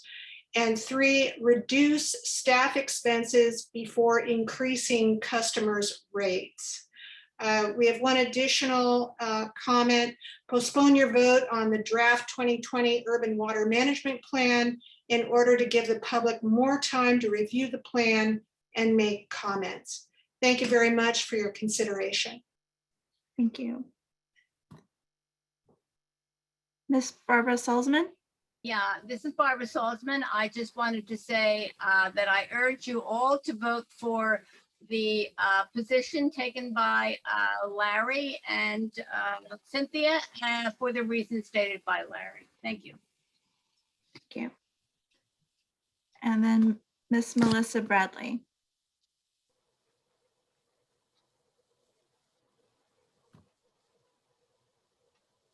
Can you hear me okay? Yes. Ms. Bradley? Oh, Can there you you hear go, me? ma'am. Sorry. Yes, now we can hear It's, you. Go ahead. it's okay, thanks. I just wanted to reiterate what some of the others have said. I've read through a good portion of the draft Plan Bay Area housing element. And I noted that the Board of Supervisors recently hired a couple outside consultants to the tune of $1.6 million, I think, to make sure that the housing element is certified. So my 2 cents is that I really believe that we cannot use the drought as an excuse for not doing new water hookups, and that my suggestion would be maybe postponing occupancy permits as a way to move forward with construction, especially of the affordable housing that's mandated by the state, particularly by a couple new bills that were recently passed, so that we can hit those numbers, because if we don't, we're gonna, like others have stated, and it's obviously published, that there will be consequences for our county, not to mention consequences for the people of Marin County, particularly the low income people. Also, I wanted to note that first of all, I appreciate everybody on the board, and I'm not saying this to negatively say something about you guys, but I got the Drought is Here Conserve Water mailer, and it just, to me, it wasn't attention grabbing enough that we're in a drought. It just seemed there's a picture of a bird and some green hills in Marin, and I think the message needs to be more concise. There's a lot of information inside that I think the majority of people will just not look at. So I would suggest that any marketing for the drought going forward, marketing for lack of a better word, for conserving water be more substantially, yeah. Thanks, Ms. Bradley. Sorry. Okay. It's okay. All right, and the last speaker is Laura Sheraton. Go ahead, Ms. Sheraton. Hi, thank you, board, for all your hard work during this challenging time. This is Laura Sheraton, and I appreciate the opportunity to speak. I wanted to say that I agree with Director Bragman, Richard Harris, Joan Cox, Nancy Okada, Barbara Bogard, Frank Egger, Valerie Hood, Sharon Rushton, Barbara Salzman, and I would like to have had, I guess, some information about what the incentives are actually doing and how successful they are. Knowing that there are places throughout the world where they have much less rainfall and their use is much more efficient. I would like to see comparisons. I think it would be really helpful to know how many Marin Municipal Water District water users have put in rainwater catchment tanks. I think that's a fantastic program. And anyway, just all of your incentives would be nice to know if it's really making a dent. And I hope that people really do adopt the rainwater catchment systems on a big scale. I think it would make a big difference in helping people feel more water secure. Thanks. Thank you. There are no further comments. You're on mute. Sorry, are there further board comments on this item before we close the public hearing? Or are we voting before the public hearing? I never get this right, Molly. We close the public hearing and then we vote? Yes, that's right. You can close. I want to make sure there's no further board comments before I close the public hearing. My comment is just to reiterate my earlier comment, which is I would move to amend the plan to advance the mandatory moratorium to when we get to stage 5. which is less than 30,000 acre feet on December 1st. Yeah, I had thought yeah, I agree. I thought we had already covered that. Was there any further board comment on that? I had thought there was consensus on that. I don't know if there is, so. Well, let's check. Is there consensus on that, guys? No, Oh, I mean, I think it's an interesting idea. You know, again, it's more an emotional issue than it is a practical issue. And I don't know about the 4 and 5 and 30,000 acre feet. I got to think about that a little bit. The concern I have is that this document should be viewed as a living document, not as a hard and fast determination. And the reason that I primarily said no is this document has to be submitted by July 1st. We don't have another board meeting before July 1st. So we really need to approve the document as it is to stay on track, because we're not eligible for grants if we don't have a in place urban water management plan by July 1st. So rather than viewing it as a mistake or something that can be changed or not changed, you know, it's like, because it's cast in concrete, it's just a document that meets a demand from the state to supply it. It has interesting information. It guides where we're going. But as Ben said earlier, it's just a plan. And so, you know, let's not try to put bells and whistles all over it. You know, the staff has done their best job of pulling it together. I think they've done a good job of doing that. And I think at this point in time, it's just not feasible to make changes between now and July 1st and get it approved by the board. And we could bring it back in July to make the change that Larry's suggesting. wait, can I just ask a quick question to Molly? I mean, we've done this in the past. I think we can just make the change tonight, can't we? And just continue? Because I think Larry makes an important point. We do have to vote now because obviously because of the entire earlier conversation, we want to remain as eligible as possible for grants. So I don't think I'm just going to say, Larry Bragman, I don't think any of us want to miss this deadline. I think we all appreciate that it's not binding, but you know, if that's Larry Russell, your only objection, I mean, Molly, can't we just make that change tonight? We don't have to bring it back again, do we? President Kohler, I think we can make very minor changes that are very clear. So as long as there's comfort with staff that they understand exactly, you know, precisely what the board is asking for, I think an amendment can be made to the document so that it can move forward tonight. Yeah. And again, it's not a binding requirement that even if it's moved into a different level, that the board would have to follow it as a directive. As I said, I need to hear from staff about what changes occur if we were to change that from the 4 to the 5 to the 6 level. So, you know, I don't want to just go half cocked. You see the size of the document, it must weigh 4 pounds. Yeah. A lot of thought has gone into getting us to where we are. And now we're going to just on the wing say, okay, we need to change that. I need more thought than that. All right, I understand.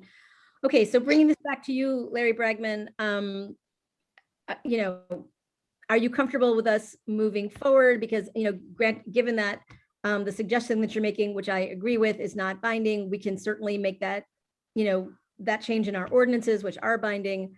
You know, how do you feel about moving forward in light of the deadline that we have from the state? I mean, I think we could bring this document back at our meeting on Friday. I mean, that's a very minor change. It's you know, it's an important change. And I also want to respond to the comment that it's an emotional change. It's not. It is a very arithmetic change. It is a change based on storage and on the But Larry, yeah, I understand that. But how can you rationalize that it's okay for low-income housing to be approved, but it's not okay for other development to be approved? I mean, that's just because it's a much more complicated package to bring a low-income housing project to fruition. But it's the same impact on the water. I mean, if the issue is we need to stop the growth from the development of taking the water, how do you rationalize it's okay for that group to take it, but not for the other group? If I could, because it's, if you look at even the judicial decisions, affordable housing is considered a prime goal of the California legislature. And Okay. I'm all for it. Okay. Market housing is not. And affordable housing is a much more difficult thing to tee up as far as financing. It takes years. We put in affordable housing in Fairfax at Victory Village. We added 60 units of housing. It took years. So to pull the rug out on a project like that is substantially different than delaying, a market rate housing proposal. But it's not different to the water supply. Yeah, it's different to public policy. Well, I mean, yeah, but that's getting things confused. We're a water agency. It's really we not. Don't do land use planning. Well, we do, only we don't call it that because we are inextricably intertwined with the land use planning process. So we make some decisions based on our best judgment.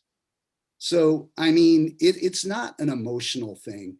If we get to 30,000 acre feet under this document, we can start rationing. Now, how do you justify adding new users, increasing demand at the same time that we're rationing water? Doesn't make sense. But it's de minimis. Well, President Kohler, I have a recommendation just for your consideration, for the board's consideration. Just for you to think about there, we could add to item 5, consider a moratorium, and that would not require any subsequent changes to the calculations. We could also pass it as is and take direction from the board to bring it back in July, and I'm sure we could amend it and submit the amended plan and be meeting the July 1 deadline, and the board could have further discussion on possible amendments to it. Okay, well, I'll tell you what, in the spirit of compromise, I would agree to your first part of your statement that we add that specifically to stage 5. But this is not emotional. This clearly is going to has had an effect on a lot of our customers' perception of the need to save. And that is factual. That's based on the public comment we've gotten. And also what that metric does under our existing ordinances, which allow rationing at that point. So anyway, yes, just to in the spirit of moving forward, doesn't affect our ordinances. Those are very separate things. No, what I'm saying is right now we can start rationing at 30,000. So how do you justify, oh, we're just going to add some more hookups at that point? It really, it's a very mixed message. So I would say in the spirit of compromise, let's beef it up, make it specific, call it out that we will consider or we shall consider implementing it at that point. Okay, that leaves it open. Okay, what I need right now, Ben, can you reiterate what your proposal is? Because I think what you're suggesting is that why don't you reiterate what your suggestion is? Because I need to make sure I'm understanding Director Bragman's proposal because it's already 9:30. We have the drought update to do, and I'm not sure if we're moving forward with approval on this item, which is extremely critical for us to approve if we're going to get to the funding to do all the things we want to do. So Ben, could you just reiterate, and Larry, could you please clarify? Of course, I don't want to get ahead of the other 3 board members, but it's a way to, so this approach, if the board wanted to do it, we would keep what's in 6 and we would add to 5. The board will consider a moratorium at the stage 5, just as a path forward, if that would work for the board. I'll move approval with that suggested change. I'll second it. Just also wanted to know we had 5 citations for a public hearing that we will amend to show that it was June 15th tonight. Thank you. Okay. Larry Russell, so we have a motion and we have a second, and I can just call for a vote, but Larry Russell, do you want to comment on this further? Yeah, but I'm going to let it slide. I will compromise too. Okay. You know, so I would prefer to see it in writing. I don't like this, loosey fly on the fly changes when somebody thinks one thing and somebody thinks something else. I don't get it. It's simpler just to approve it as is and amend it. I think that, like I say, we're putting too much weight on the value of the document itself. It has been said, we just pick it up in July, or Jack said, pick it up in July and change it then. As I said the other day to Ben, I think you should think of this as like filing an extension on your income taxes. You gotta pay the taxes and make the deadline, but then you send in the finished form when it's ready. And you can't miss the deadline, but it doesn't mean you're stuck with it. Do we want to make the change and bring it back to the doc committee on Friday so we can see the change? That would be better for me. We've already posted the agenda for Friday's meeting. We could certainly share the information, share the written document change in Redline, or we do have a special meeting next week that we could add a specific item there. But I think that Can we modify the agenda with a 24-hour notice ahead of the meeting? We have a motion and we have a second. And my strong recommendation to everybody, since there's been a lot of compromising, is that we move forward and we take Molly's suggestion of looking at the language specifically on Friday. And unless there is some very large, objection at that time, in which case we can change this, it seems to me that's the cleaner, simpler way to move forward. Just to be clear, it wouldn't be agendized, but it could be just an update from the general manager at that time. For that clarification. Okay. So I'm fine with that. I just want to weigh in here. I think that this rush change is not the best way to make this happen. This is a plan. It doesn't. It's a consideration. We'll be considering a lot of things well in advance of that flow level. But I see the importance of it. It's a planning document. We've got a lot of other things to move on to. Yeah. So I'm willing to go with this to get us onto things that are equally, if not more, consequential. Right. So I think with the emphasis once again that this is just a planning document, and we have fairly unlimited discretion to do what we want to do, regardless of what's in here. I'm going to now call for a roll call vote on the motion that Director Gibson made to approve the item as amended. President Kohler, if I may just point out, we have two resolutions in the packet. Okay. We have a resolution to approve the urban water management plan, and we have a resolution to approve the the water shortage contingency plan as part of the urban water management plan and standalone. So we will consider the motion on the table if this is appropriate to be moving those resolutions forward with a change to the water shortage contingency plan as specifically stated. Exactly. That was exactly my understanding. Okay, thank you for letting me clarify that. Sure. Thank you. Okay, Terry. Dr. Bragman, Aye. Director Gibson, Aye. Director Russell, Aye. Dr. Schmidt, Aye. and President Kohler. Aye. Thank you, everybody, for hanging in there. We are now moving on to our next item, which is actually an amendment to an agreement to add an additional 2,000 flume devices to the program. Hooray. Oh, sorry, did I give away where I'm standing on this? And to authorize an additional expenditure of a great deal of money for the program. Good evening, Board. Carrie Pollard, Water Efficiency Manager. I have this item. So the original contract was for 750 flume devices. We have just about nearly exhausted that initial allotment in a short 5 weeks since the program launched. This amendment will bring the total to 2,750 devices for an additional cost of $248,975. Of course, we're only charged with it for the devices that our customers take advantage of, but really this will just open up the opportunity for another 2,000 customers to participate in the program. And this is an action item, and I'm happy to take any questions you all may have. Thanks. I'm just going to say again, I'm enthusiastically in support of this. I just think it's a fantastic program. And Carrie, can I just ask you, somebody asked earlier if we've got any metrics on how people are saving, and I don't want to belabor this because it's already 9:40 and we've got another item, but can you give us like a 20-second how we're doing? Because I think you've got some good news that people may not have heard about the 18%. We are finding that lots of people are finding information out about their water use by using the Flume device they did not anticipate.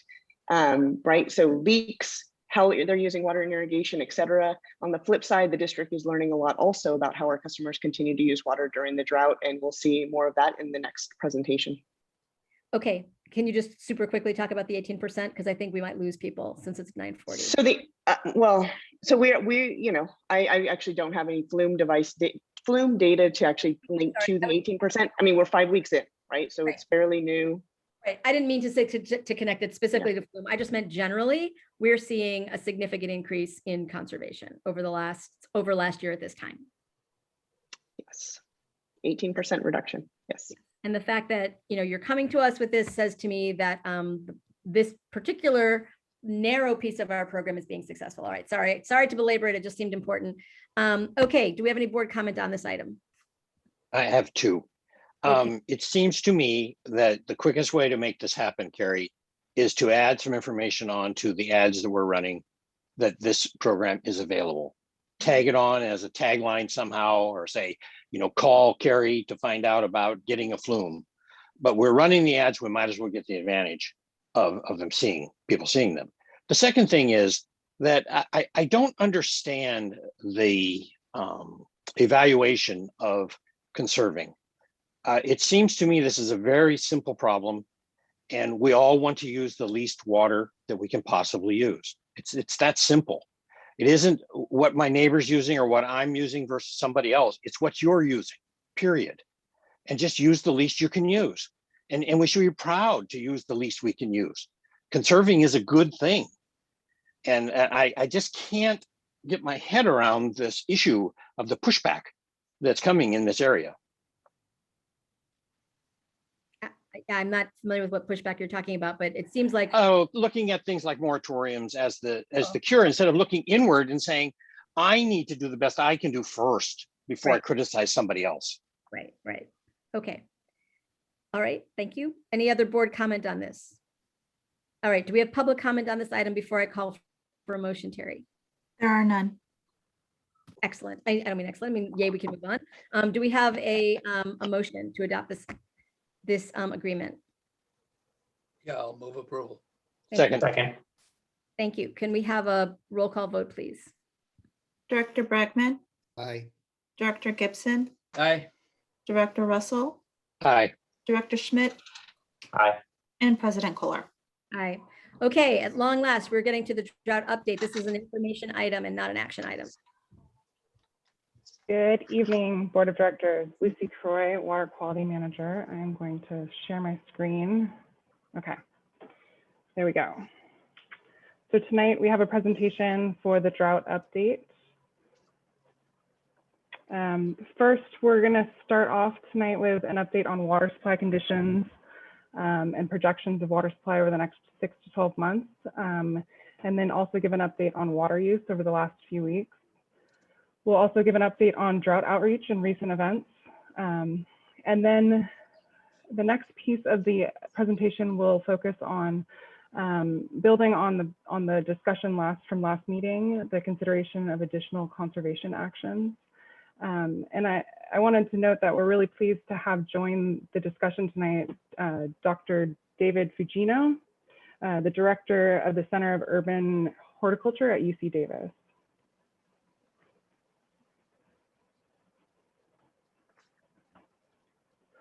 So starting off with our water supply, our reservoir storage.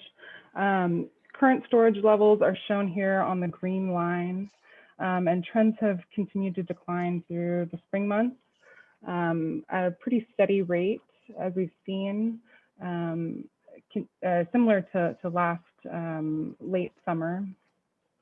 We're currently at about 45% of total capacity. So storage as of today is just above 36,000 acre feet.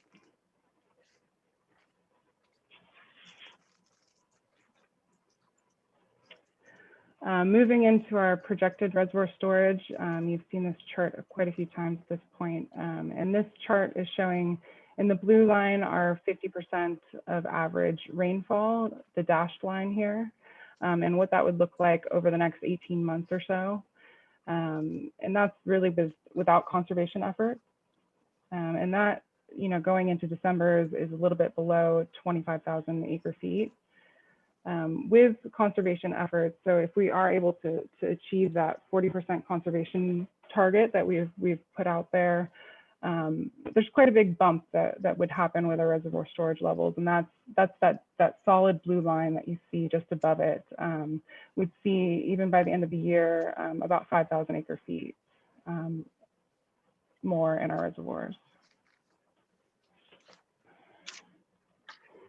So this is a new projection that we've put together, and kind of a different way of looking at the next 18 months or so.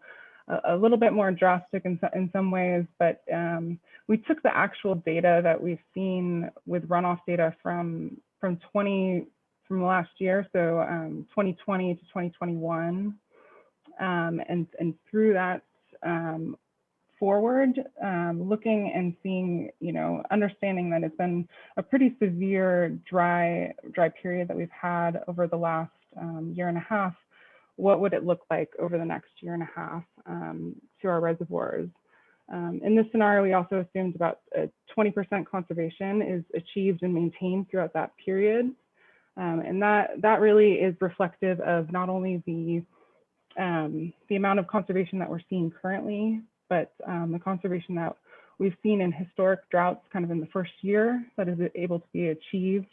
And that really balances not only a really high amount that's achieved in the summer months, so when irrigation's high, but a smaller amount that can be achieved during the winter. So it kind of balances out to about 20% overall throughout a year.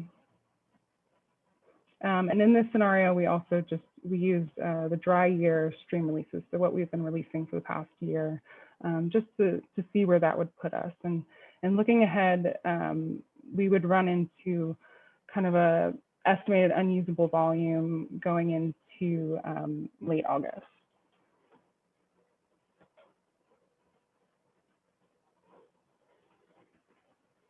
So now moving into water use over the past few weeks.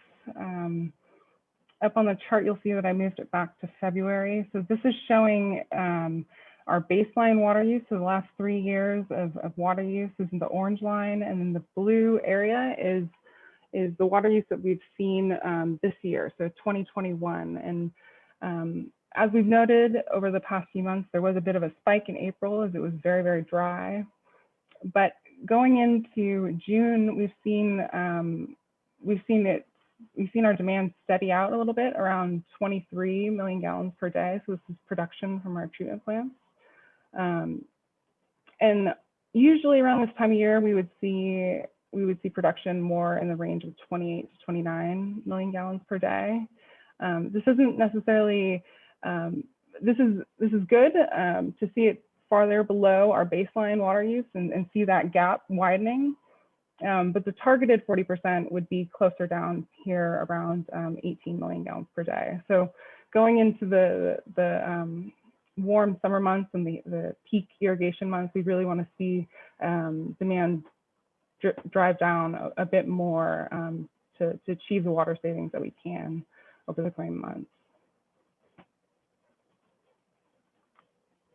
And this is just an updated weekly water savings, the 18% that Director Kohler mentioned before. This is reflective of that gap between the orange and the blue lines on the previous chart, and this was for the past week. So we've seen an 18% savings in demand, and that's reflective of these two numbers here, so the baseline and our demand this current year. And this is our weekly water savings tracker that gets posted each Friday up on our website and also on social media to help communicate with the public on generally how water savings is going with the drought. So at this point, I am now going to hand it on over to Jeannie, and she's going to give an update on our drought outreach. Thank you, Lucy. Good evening, everyone. So as Lucy mentioned, in addition to the comprehensive outreach program, we have all of the customer notifications, the mailers, social media, and our stakeholder efforts. We wanted to just touch briefly on some of the more recent events and programs. So with that, okay, so we recently had our Drought Drive Up event, which was very successful. In fact, as you can see from the video there on the right, within the first hour, we were running out of stock. We had to have some materials driven in to us from Sonoma, from some of the other locations. So we had more than 1,000 people attend. We had everybody, you can imagine, kids, families, bicyclists, people were actually walking up. And it was really great, a great opportunity for us to connect with the community, to talk about drought and to hear some of the innovative ways that they are saving. So it was really encouraging to see that level of involvement and participation. So we were grateful to see that. Next slide, please. So in addition to that, at the same time, we've launched our Drive It Dirty campaign, which involves stickers on the back of your car. And it really is just a way for our community to understand all of the water use restrictions, and just another way to sort of build that movement that we talked about. We also have the Super Savers program, which is another engagement program that highlights the stories that some of our customers are sharing on social media and online. And we're going to be featuring those stories and really creating a program that also includes incentives. Carrie and I were talking about possibly providing people who do share their stories that are very successful, conservation incentives, whether that's a flume device or perhaps a gray water kit. Just again, another way to build a movement around conservation. And next up, of course, we're talking about our water conservation video and PSA. We're also looking at partnering with other agencies on this if we can get into alignment about the messaging. And then there's a drought and conservation podcast. I like this idea quite a bit. I think it's different than the webinar idea. And it really is, I think, more engaging. I think people are kind of Zoom fatigued. And having a podcast approach would give us another venue to provide that conservation information that we're talking about. And then we're preparing the next phase of our advertising campaign, getting ready to ramp it up with radio and other platforms and channels as well. Next slide.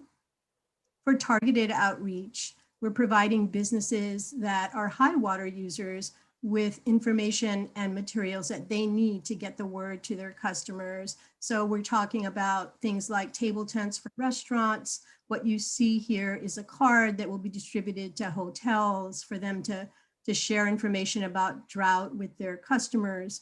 We're also distributing information to health clubs and working up next with rental property owners to support tenants who want conservation information. We're also working with community centers just to find ways to broaden our reach and to share our messaging a little bit more deeply here. Okay. And then now Carrie is going to talk about some additional conservation measures. Thank you, Jeannie. Okay, so I'm taking on the consideration of additional conservation measures. Lucy, you want to go to the next slide? You've seen this timeline before, and you know, while we're here in June, what we're really looking forward to is in July, bringing back some items for the board's consideration around additional water use restrictions.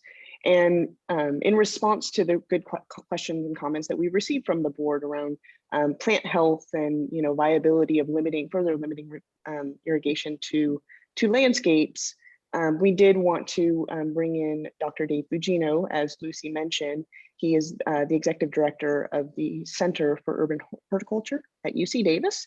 And the next few slides, Dr. Bugino will take, and he'll cover kind of what the impacts of landscapes will be as we move forward and as we consider further restrictions on landscape irrigation. Thank you, Carrie. Can you hear me? Yes. Okay. Thank you, President Kohler and directors. Appreciate the opportunity to present tonight. I realize it's late and I'm probably one that's holding you up, or at least in between you and a good night's sleep. So I will try to be very specific. I'll try to keep it at a high level. There's a lot of information. Suffices to say, I'll just start off by saying landscape, urban water conservation and water efficiency is a challenge. And it's a challenge for not only homeowners, but it's also a challenge for irrigation and landscape professionals. So what I wanted to share with you is some key learnings, and specifically what you see on the right side of the screen is an article that a group of UC researchers and I published a number of years ago during the 5-year drought. And so what this represented in this publication was some key learnings that we learned during that drought and observations, and we put it in print, and they're here to share. Although I'm not going to go through all of these, certainly I'm going to just give some high-level bullets on the left-hand side, for example, in terms of some drought tips on keeping plants alive during drought or water restrictions. The other thing I wanted to say is that the information or the comments that I'd share with you are also learnings from a multi-year contract that I had with the Department of Water Resources with other researchers in UC, where we studied the impact of water restrictions and on water conservation and water efficiency on mature landscape plantings. And these are about 30 demonstration sites throughout the state of California. So that's where this information is coming from. So just to start off really quickly is to me, and in my learnings, it's really all about managing the irrigation system. And so if you just look at the 3 bullets that I'll just speak to as a consortium here, as a group, program controller as per Marin weekly water schedule. It's very pleasing for me to see as a professional or as an academic to see that you have something like that on site, on your website. It's not something I normally see. It's very complicated, and I'll share with you the reasons why. The other second bullet is use, cycle, and soak. For those of you that may not know what that is, it's basically pulse irrigation. So you irrigate for a period of time, let's say 10 or 15 minutes, then you shut it off, you allow the water to infiltrate your soil, and then you come back and you irrigate again. So you have different soak, cycle, and soak frequencies or periods that you do, and it's much more efficient to drive the water to the root system, deeper into the root system where you want to get it. The other, as I said, is the last one is really there is the infrequent deep irrigation. So what we recommend is we want to get that water to the root zone. And in most cases, in a lot of the learning, so the other thing that I'll share with you, during the drought period, I had led over 40 workshops on irrigation management for irrigation professionals and garden enthusiasts throughout the state of California. And one of the things that we learned is a lot of the irrigation that took place in landscapes was frequent irrigation, and really the duration is very low or limited. So they're not getting water very deep, which means that the root systems of the plants are very shallow. And so when we have a drought, they're very vulnerable and prone to being able to survive, let alone thrive. So the other thing it's really all about irrigation management. And an example is that it's complicated in the sense that, for example, if you're going to change your irrigation schedule on a monthly basis, you basically have to know something about your irrigation controllers. Most homeowners and most, how would I say it, maintenance gardeners do not know how to do that. So it's not a criticism, but what the opportunity and need, and you guys spoke to it in the last speaker and in the last few slides, is there's a great opportunity for education and outreach to help these folks, because they may be giving or may receive a rebate on a Ratio smart controller. But all I can tell you is that if you expect that controller to go from 3 days to 2 days to 1 day, it doesn't know that. You're going to have to program it, and you're going to have to program it manually, just like a manual controller. So it's only as smart as the person who's actually programming it and installing it. The other that I wanted to share is maintain irrigation system. And these are the three low-hanging fruits that I learned, or that we learned, in all those irrigation drought management and in the studies that we conducted. There are probably 15 to 20% that when we went on site and inspected that had leaks. And there was another 10% that had, or 15% had mismatched heads, or they had defective nozzles, or specifically in the surface irrigation. So what that happens is, what that really impacts is that it impacts the uniform distribution of water to your landscape. And most practitioners, when they see dry brown spots, whether they're homeowners or irrigation practitioners, they irrigate to the driest spot. And if you irrigate to the driest spot, you'll end up over irrigating and using more water on the other spots. So again, low hanging fruit. With regards to the other two, I'm going to skip those. I really did want to also reiterate, though, that of the other ones that I think is significant that's not represented here, I would highly recommend not encouraging or not allowing any more planting, specifically summer planting in this hot climate, because you're going to have to use a lot more water to establish that. And what we've also found is, after that establishment period, people, professionals and residential people, forget to turn back or dial back that controller. So you can plant as many low water use plants that you want in your landscape, but if you don't alter your irrigation schedule, you won't save any water. And that's what we learned on many of the turf rebate programs that we saw put in place throughout the state of California. So next slide, please. So let's talk a little bit about specifically lawns and lawns during the drought. So if you focus right in the middle where it says all lawns, I'm going to just start out saying survival depends on species. And in the case, if you look on the left, that's an example of a cool season lawn. And if you look on the case of the right, that's warm season lawn or warm season turf. And so there's going to be a difference in terms of what their water needs are and what their water use is. Additionally, there's going to be other factors such as the soil type, the weather or the climate. And then when I say prior irrigation, that's really what was the irrigation strategy to actually establish that lawn or that turf, and then actually what is being used to maintain it. So again, it's recommended to use infrequent deep irrigation, but if your turf was actually established with frequent shallow irrigation, then when you get into this drought, and as you go from 3 days to 2 days to 1 days, then that shallow rooted turf is probably not going to survive, and it definitely won't thrive. So it's going to look like on the left, which is the cool season turf, and it's going to look like on the right, the warm season turf or the warm season lawn. So in the case of cool season, you will most likely get depth of that turf once you stop irrigating. In the case of warm season, if you shut off the irrigation, you have the possibility that that turf will go dormant, and that when it does rain and when irrigation does pick back up again, it will survive. So then let's go from a severe situation where there's no more irrigation to, let's say, 1 day of irrigation. So we can go to the next slide, please. So I know there's a lot of information on here, but I'm going to try to boil it down. So just 1 irrigation per week, it may be a consideration. My understanding is Marin Water has gone from 3 days to 2 days, and perhaps considering 1 day.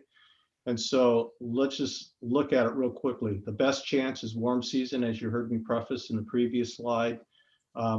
Second would be the moderate chance would be cool season, which would be cool season fescue specifically. And then the least chance in terms of once a week watering would be cool season lawn, would be bluegrass and ryegrass. Now, the assumptions are, and I won't read them to you because you can see them, the first 4 bullets under each of those columns are all the same. So let's just make the assumption that all of those are the same. But really what differs is, again, it's the root depth. So I really want to hone in, the deeper the root depth of that root depth, not depth, but the root depth of your turf or your lawn, the greater the possibility as you go from 3 irrigations to 2 irrigations to 1 irrigations, that you'll be able to maintain some green growth, and then also where you'll have it to be able to survive.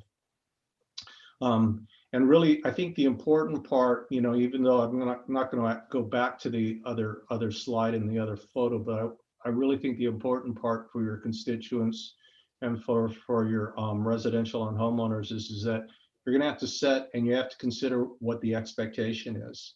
So if you go to 1 day a week watering, you are going to see that brown picture, and you're going to see that picture for warm season turf, where it's going to be partially green. So there is going to be, how would I say it, browning of your turf. It's not going to look lush and it's not going to look green, but it will survive but it won't thrive. So with that being said, let's go to the next slide here. So if we shift from lawn and we go to, you know, other types of plant material, I just wanted to close and say a few things. So with regards to shrubs, different from lawn. So shrubs actually use less water than cool season turf. And that is a fact. That's how would I say it? That's not anecdotal. But to give you an example where it says is 1 to 2 thorough summer irrigations. So I live in the city of Davis, so that all of you know that that's much hotter than where you are in Marin. I can tell you that in terms of plant use in inches of water, Davis would use 31% more than in Marin. And I can tell you that the shrubs in our studies will show that we can get by with 1 to 2 irrigations the entire summer for shrubs if they're watered infrequently and if they're watered deeply. And that's in a clay soil. So that gives you a nice example that it is possible. The other that I wanted to just finish off on, because I want to be mindful of time, is and I saw this in I believe it was Crystal's presentation. I saw something about trees, and if I can just leave you with is that if you're starting or beginning or going to, or you have prioritized your landscape plant material, please consider and put trees at the top. Because really, you know, they are, in terms of ecosystem services to the environment, whether you want to call it shading, cooling, or carbon sequestration, in terms of what they do and the services they provide, much, much more valuable than lawn, ground cover, and shrubs. So with that being said, those are my comments, and I'm more than happy to take questions now or at the end of the entire presentation. Thank you, Dr. Fugino. Yeah, so we do have a few more slides. Let me run through them real quick here, see if we can get through this so we can get to some discussion. So not only did we reach out to Dr. Fugino, we actually spoke to a number of local landscape contractors and professionals to get insight from them on, you know, the current conditions and also moving towards either a 1 day or a 0 day. There was some consistent messaging that they gave, feedback that they gave me. So trees, as noted, very important. New planting should not be allowed. Our current restrictions don't provide adequate irrigation for establishing new plant material, and any further restrictions won't either. And it just doesn't make sense for the district to continue to allow new plantings to occur. Lawns are easily replaced, so they should be easiest to let go. Overhead irrigation will obviously lead to a high level of or a lower level of survivability, and 1 day a week would increase that survivability, of course. Outreach and resources on how to protect dormant lawns is something that should be developed and widely distributed, regardless of additional restrictions or measures that the board takes, just to support our customers, which is of course makes a whole lot of sense. And finally, that our limited water supply should not go to lawns was a repetitive comment that I was getting. Next slide, Lucy. So in summary, shrubs and trees can survive on 2 days of irrigation. So that would be drip irrigation. Lawns will be stressed and won't look good regardless if we go 1 day or no days. New plantings should not be allowed. And there's an opportunity for increased outreach and resources specifically around the weekly watering schedule, leveraging our relationship with our local master gardeners who are seen as local experts, and also utilizing our conservation staff who has extensive irrigation background and knowledge. Next slide. So right now we are at a point, we're in June, you know, this an item won't be brought back before the board until July. We're really at that point at a critical window for really being able to achieve some significant savings from a reduction in irrigation. You can see July and August, September, those are very high demand months.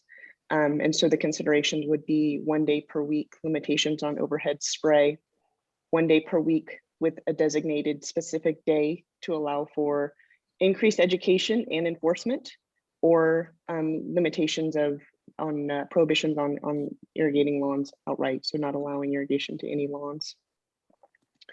Next slide. So I do want to present some data that we've seen. Looking at AMI data, we're seeing that roughly 42% of our AMI customers continue to irrigate 3 or more days per week. 13% continue to irrigate 5 or more days per week. On the right is the flume data from 2 random customers, 2 of our 700 customers that have that we have access to their data. The dark teal is irrigation, and the light bluish green is indoor use. So the top graph shows that every other day that customer is irrigating. Not only are they irrigating, but their demand increases from about 150 gallons per day to almost 2,500 gallons per day. So it's not just a demand increase on, you know, or doubling for that customer. It's incredible. The graph below, the June data, is another random customer. Again, similar coloring. So in the 9 days that we show here, 7 of which had irrigation occurring. So we can, and I think that it's important that we do take this into consideration, that we use this information as a proxy to understand why we're at 18% and not the, you know, a higher level of savings that we were really anticipating, and that we really need to retain the, you know, the precious water that's currently in our reservoirs. Next slide. So just to kind of follow up on this, lessons learned from 76, 77. So in March of 76, there was a 25% mandatory conservation. There was no lawn irrigation was allowed at that time. As part of that call to action, drought rates and penalties were also issued. In the first 12, or so in the 12 months after that first initial call to action, there was a 25% savings on average. But during the summer, they saw an increase in savings. They were seeing about 40% of the state, 40% reduction in demands, according to staff. And so, you know, I really think that we need to acknowledge as an opportunity here, and that we not miss this opportunity to reduce peak summer demands. And then in 1977, February 77, they went to a 57% mandatory conservation with water rationing, which was a 49 gallons per person per day allotment. And again, multiple drought rates occurred and were put in place throughout this time period. Next slide. We're wrapping up. Okay, so there's additional drought research that has been done. The Alliance for Water Efficiency put together a water use effectiveness and municipal irrigation restrictions during the drought report that looked at 11 case studies from California and Texas. They saw something similar to what we saw. This was just published in 2020, but they saw something very similar to what we saw in the 70s. Annual reduction was reduced between 18 and 30%. Summer peak demand was reduced between 20 and 42%. Another important takeaway from this report is the drought implementation strategies, the key strategies that they found consistent around for utilities that had effective reductions during their prior droughts. One was messaging, which we're doing really well on. We've established specific irrigation days, meaning number of days per week to allow for irrigation. We've done that. We have time of day restrictions, and we have a really robust financial incentive program available for our customers. The 2 places that we could really see, you know, an opportunity is through enforcement, assigning specific days for irrigation. This, you know, we look at enforcement, calling it enforcement, it still would continue to be education. What it would really do is allow us and give us the tools to focus on that education, which will result in increased compliance with our restrictions. And finally, drought surcharges were called out as being the most effective tool for achieving water savings. Next slide. So our recommendation, now we plan on bringing this item, you know, of course, pending the discussion that we'll have, an item back on July 6th. We would plan on bringing an ordinance for adoption, including 1 day per week of overhead spray irrigation limitation. So limiting irrigation to 1 day per week. We would ask that specific days be assigned. We think that's very important to achieve compliance and again, opportunity to educate our customers. We would further recommend to limit drip irrigation to 2 days per week, as we've seen in the prior slides and heard from Dr. Fugino, that is appropriate for our local climate and for many plant material that's out in our service area. Spot watering would continue to be exempt, so this would be hand watering. And finally, discouraging new planting. So discourage, that's it kind of leaves an open door. What does that mean? It could be, it could just be pushing out through social media and our FAQs and information on our website, discouraging new plantings. And it could be, to the other end of the spectrum, including it in the ordinance and actually limiting new plant material from being installed. In addition to these landscape restrictions, of course, there's other future actions could be included or could be adopted by the board, including consideration of an approach for new connections. Of course, something the board is actively engaged in and has had numerous discussions on. Furthermore, an allocation of water, which is something that staff is working on developing now, acknowledging that we're going to need to have this prepared in the fall if we do get to that point where an allocation is needed to be implemented. And the determination on whether it's per capita or per connection has not been determined. It's something that staff is really working on. And finally, drought rates would be another action for consideration by the board. Next slide. Finally, next steps. So we plan on returning, as I mentioned, at the next meeting with additional water use restrictions. And so, of course, we look forward to your feedback on what we've shared today. We plan on continuing discussions on new connections. And as I mentioned, staff working on an allocation model that we're developing. Continue monitoring and reporting to the board on our conservation goals. Of course, our drought outreach efforts are ongoing. And then finally, continuing operational and water supply projects as presented over the past few weeks and months. With that, we would be happy to take any questions. Thank you. Thanks, Carrie. And I appreciate your saying that you'd be happy to take questions at 10:15 at night. So a couple of things. I'm going to suggest to my fellow board members that notwithstanding the hour, I think what we can really do right now that's going to be the most constructive for the team is to provide feedback on what we'd like them to bring them back to us at the next meeting. I think we all are in alignment that we need to be increasing our urgency on several levels. So I'm going to suggest one quick thing. I'm sorry, I just want to thank the team and Dr. Fugino for what is really an excellent and very thorough presentation. It's really extraordinary what we've been able to achieve in a relatively short amount of time. And I realize that I've made a big deal out of this 18% because I do think it's important. My understanding is that it took a full year to get to 25% reductions. The last time we had a drought of this magnitude. Obviously, we can and we must do better. And I think and I think that's what we need to talk about right now in terms of giving staff direction about what to bring back to us at the next meeting. So I'm going to offer a few insights and I'm going to ask the rest of the board to offer theirs. Just to start with something easy, I thought Dr. Fugino's insights from landscape professionals was very helpful. I'd like to go on the website tomorrow. I'd like to see them in a next mailer. I mean, whatever we can do, I think that would be kind of a quick and easy, I don't mean to say easy, but getting that out there in the world, I think is important. More specifically though, I think what I have found, and I'd be interested in knowing what the communications team and what the conservation team has found. I feel like people are definitely getting the word about the drought. We're not quite seeing the action on conservation that we need. I'm finding that people don't really know about our programs. It's one thing to say to people, we're in a terrible situation, we need to conserve. It's another thing to really help them to understand that we have these programs in place to help them. Nobody I've spoken with in the last few weeks was aware that we had tripled our rebate for turf changeouts, for example. I'm not saying that we haven't made efforts to let people know, but the message has just gotten people are also not aware that we have gray water and rebates for gray water systems and for rain systems. I mean, there are small things we can do and there's big things we can do. And we really want people to be acting at all of those levels, but we particularly want people to be acting on our rebate programs. I'm delighted, as I said earlier, that people are buying the Flume devices, but those devices are only going to save us water if people then act.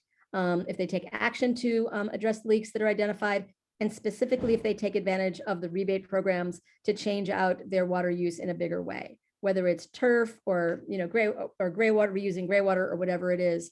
So I think we need to, redouble, quadruple our efforts to let people know about that.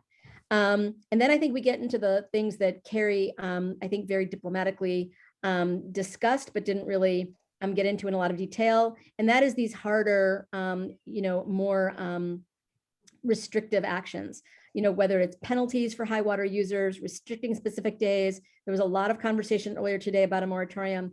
And I'd like to see all of these things. Well, let me put it this way. I'd like to propose for my fellow board members that staff be directed to bring back options for all of these items at the next board meeting.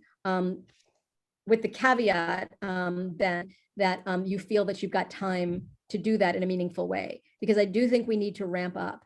So far, I think appropriately, we have focused on messaging, letting people know about the situation, and on providing incentives. I think we need to continue that. The question is how and to what extent we add to that, a set of additional disincentives in the form of penalties, enforcement, potentially a moratorium. I really feel that this is when I need to hear, and when this team needs to hear from the rest of the board, but I'd like to encourage my fellow board members to be thinking more broadly about what can be brought back to us in early July, because I think the time is now. We are in summer. It's obviously going to be hot, and the more we can do and the faster we can do it, the more likely we are to avoid the scenarios that we were talking about earlier. So with that, I will open it up to discussion. I think Go ahead, Jack. what I think should be brought back to the board is alternatives. Don't just give us a plan and say approve it or don't. Let's get various in all of the suggestions. Let's have a flow of alternatives that we can pick and choose.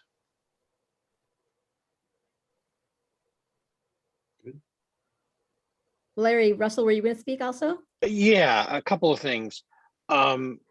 I would like to get some thought to utilizing that AMI data to highlight contacting these folks. I am 100% convinced they are just not even thinking about it. The machine, the controller, as Dr. From Davis said, these are complicated to program. Maybe we can offer some assistance in programming to help them. And the second thing is, it seems to me we should have the meter readers log the green lawns when they're reading the meters. Just note that, and I don't know what we're going to do with the data, but I'd like to get some thought on that for the next round of this discussion to see what kind of help we can offer folks. I was at a lunch meeting today, and that subject came up about green lawns. It was 50-50 at the table. Half the people had let the lawns go, the other half were still irrigating. And I don't think there was any intent. It's just like they hadn't thought about it. Right. It's hard to get people to move from I'm aware there's a drought to what am I going to do about it.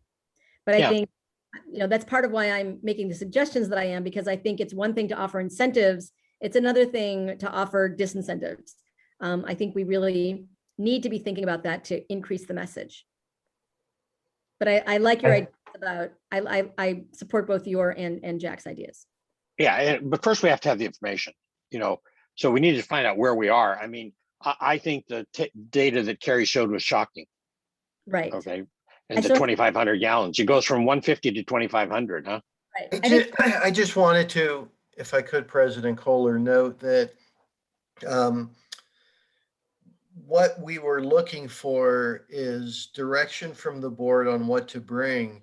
And what we would be doing is putting it into an ordinance, preparing it for adoption.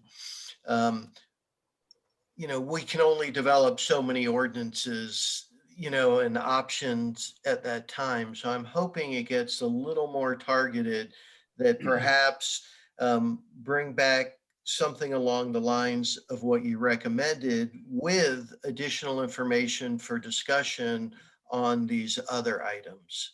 Because we do want to hit the right mark, but I also don't want to inadvertently delay the action that the board may want to take.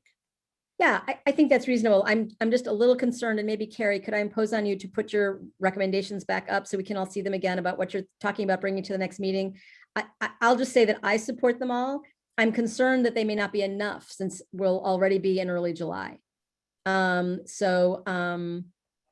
Right. So 1 day of overhead, yeah, right. I think those are fine. I'm not confident that they're enough. And I think we may want to be, bringing back, I think, Carrie, you had some other recommendations about designating days. I don't know if you want to speak to that again. Yeah, so what we're proposing is designating days by city. So each city community would be assigned a specific day as noted on the sub bullet down there. It's fairly small. Right, sorry. Yeah, so I think so I'll just say that I support that, and I'm hoping my fellow board members will, but maybe Ben, are you suggesting that there would be other items that you would bring back, not in an ordinance format, but for the discussion for yet further? I'm just concerned. Absolutely.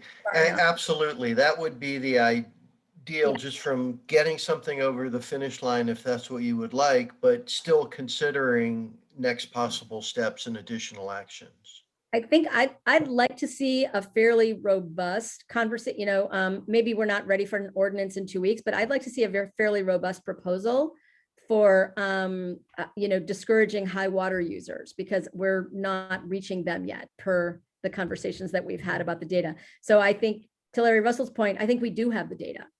I think we may not have every single, T crossed and I dotted, but Carrie has certainly presented a fairly compelling set of data that we have already about high water users. I would second that. So just to be clear, so the staff who has done an incredible amount of really good work that has helped inform all of us and to guide some good decision making here. I just want to make sure that they're able to come back with something that's actionable. So I think this list of items to be included in ordinance is let's focus on getting this done.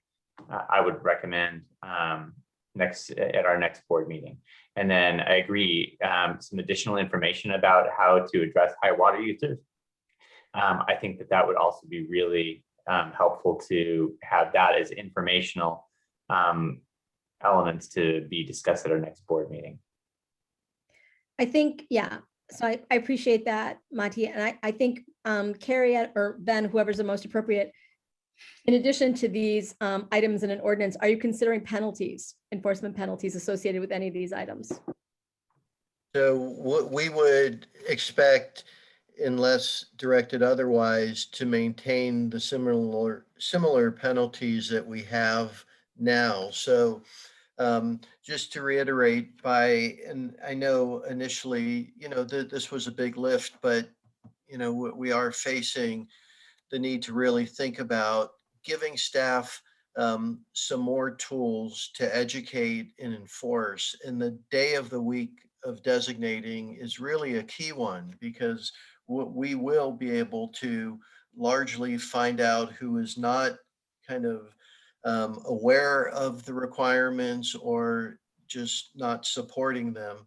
And, it's a stepwise approach. First, they get the warning letter, then they get a very small fine, and then it's $250 for every single time that they violate. So it would add up very quickly, and I think really get the attention and a bit of a buzz that we're now serious. Why not just go straight for the tier 3 and 4 users? And in other words, increase I mean, if you have a lot of people in tier 3 and 4, I mean, that's got to be in the abusive range. I think this is effectively doing that, Director Gibson, because if you are irrigating with the graphs that we saw 3, 4, 5 days a week, if you irrigate on a day that's not your day, that doesn't necessarily go to how much water you're using at all. It's our enforcement mechanism. If you water a little bit on one, you only got one day, and you water a little bit one day, and you water a little bit another day, you're not, I mean, you might be using a lot more water, but if you are, you'll show up in 3 and 4. You might not be. I see. And I think that's a good point, a fair point. And I would just say, if we had AMI throughout the system, we would have that tool and we'd be able to identify who's doing what. Absent that, we are looking for some mechanism to help us identify who is not on a real-time basis.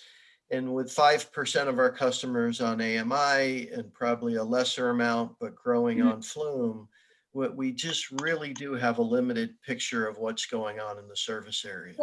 I think the point is to focus on the tier 3 and 4 customers. They are more than likely not going to be, if they continue to be at that level, they are probably not going to be in compliance. So I think the point is just, we don't need AMI data on them. We just need to know that those are those customers, and that would be a place to focus because it would probably yield the highest benefit in additional conservation. Right, and we I see. Don't we, Ben? I mean, that's very known. I mean, there may be some slight variance. Absolutely. What I'd be looking for is, with our current, what we have on the books now, we don't really have a mechanism to do what if someone is watering at a fairly high rate 2 days a week, and they're a tier 3 customer, they're in compliance. And further, we don't really know if they're watering 2 days a week, 3 days a week, 4 days a week, outside of those that have AMI and Flume meters. So I do appreciate the interest. And staff can really, brainstorm and give it some thought, and we will. I just want the board to appreciate the limitations we have of knowing what's happening on a real-time basis and being out in the field and engaging with them, and as needed, in the rare circumstances, taking enforcement action. We do believe something like what's on the slide here would give us those tools. And we've talked about it a lot, but of course, there's certainly options. Right. But Ben, instead of a wish and a hope, why don't we send Flume meters to all of the tier 3 and tier 4? The problem with that, Larry, is getting them to install them. Well, they will install them. We own the meters. You put the damn thing in the ground. Okay, I'll let Ben respond to that. Yeah, I mean, I think it's an idea. We'd have to look at it, and it has to be connected to their Wi-Fi. They need to download an app. I mean, the benefit of the program that we have now, when customers have a little skin in the game, they're more apt to actually utilize it. I understand. But it is something we can look at, all of these ideas, and we are taking notes, and we can bring it back for further discussion. It's worth a try. One other thing I'd like to also focus on is outreach. I think we've done a great job at outreach to date, but I think we are probably, it might be fair to say that think of it as like phase 1, where things are going into a higher level of need for outreach, especially with a new ordinance coming, and so a need to get that information out to our customers. So I think it would also be really helpful to, at our next board meeting, to have a discussion about if we're going to take our messaging and outreach to another higher level. What does that look like? What further can we do? Where's our biggest bang for our buck to try to get more conservation savings, more education on our programs out into our customers? So I would just like to bring it back, if I could, to does the board want to take action July 6th? And if so, what would you like to see and if this slide doesn't work, would you like to tweak it? Of course, we'd be able to make very minor changes to the ordinance, but other than that, then we're pushing it back another 2 weeks and we've lost a good No, part of I'm not- July. Ben, I really don't think you're hearing us. I don't think anybody is saying we don't want to do what's on this slide, right? So let's start with that. I think I'm hearing everybody say we want to do everything on this slide. What I'm hearing is people Okay. want more than that, right? That's what I'm hearing. So let's distinguish between an ordinance, which includes all of these bulleted elements on the slide. I'm hearing that people are interested in going forward with that. But I think you're also hearing the board say, we're interested in more in actions that may not fit into an ordinance, but that are policy prerogatives. And in that respect, I completely agree with Monty about more targeted outreach and messaging, more urgency in the messaging, and specifically reaching out to tiers 3 and 4. I appreciate your caution that we can't craft an ordinance targeting those users. That doesn't mean we can't actually target those users, right? I mean, Right, there's any absolutely. number of things Sure. that we can be doing short of putting it into an ordinance. So I think what I'm hearing is that we're looking for 2 sets of actions for you to come to us with in the first meeting in July. The first is an ordinance at the very least covering these things. And whether you want to go beyond that, I mean, we can talk about it in a minute. But I think you're also hearing us say we would like to see specific actions, increasing our focus on the higher water users and on outreach and messaging more broadly. And is that fair? That works for me. And I'm not trying to push on this, but I have not heard from the full board that they want to see these recommendations in an ordinance. Okay, then who has not spoken that needs to weigh in, because I actually thought we were in I line. have no problem with anything on that page right there. Okay. Anybody else? I'd like to. Go ahead, Larry. As far as discouraging new plantings, I'd like to see us bring back the language in the North Marin ordinance, which basically prohibits new landscaping and any new projects that go in during the drought.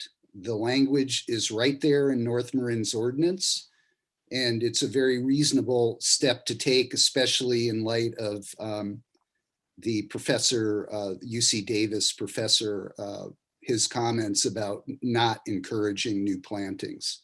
So that's something that should be put in the ordinance. That's not on this page, but I have no problem with that either. Yeah, I mean, it's just, that's what they did in North Marin. They did not issue a moratorium in North Marin. Right. No. The other thing that we haven't talked about is summer rates, and I know that's tricky, but at some point or another, we might want to consider drought rates for tiers 3 and 4. I don't know whether we can do that. That would be something Molly would need to take a look at. Right now we're in litigation about these upper tier water users. Well, now we're facing a situation where we're in drought and we still have upper tier water users. Right. So I think that's something we, need to take a look at. Another thing I think we need to take a look at is what they're doing in the Southern Nevada Water District. And this may be too big a jump for us, but they're basically prohibiting what they call non-essential turf. So that's more of an idea. It's, I just wanted to bring it up again. It's a pretty intriguing idea. This is decorative turf. This is non-usable turf.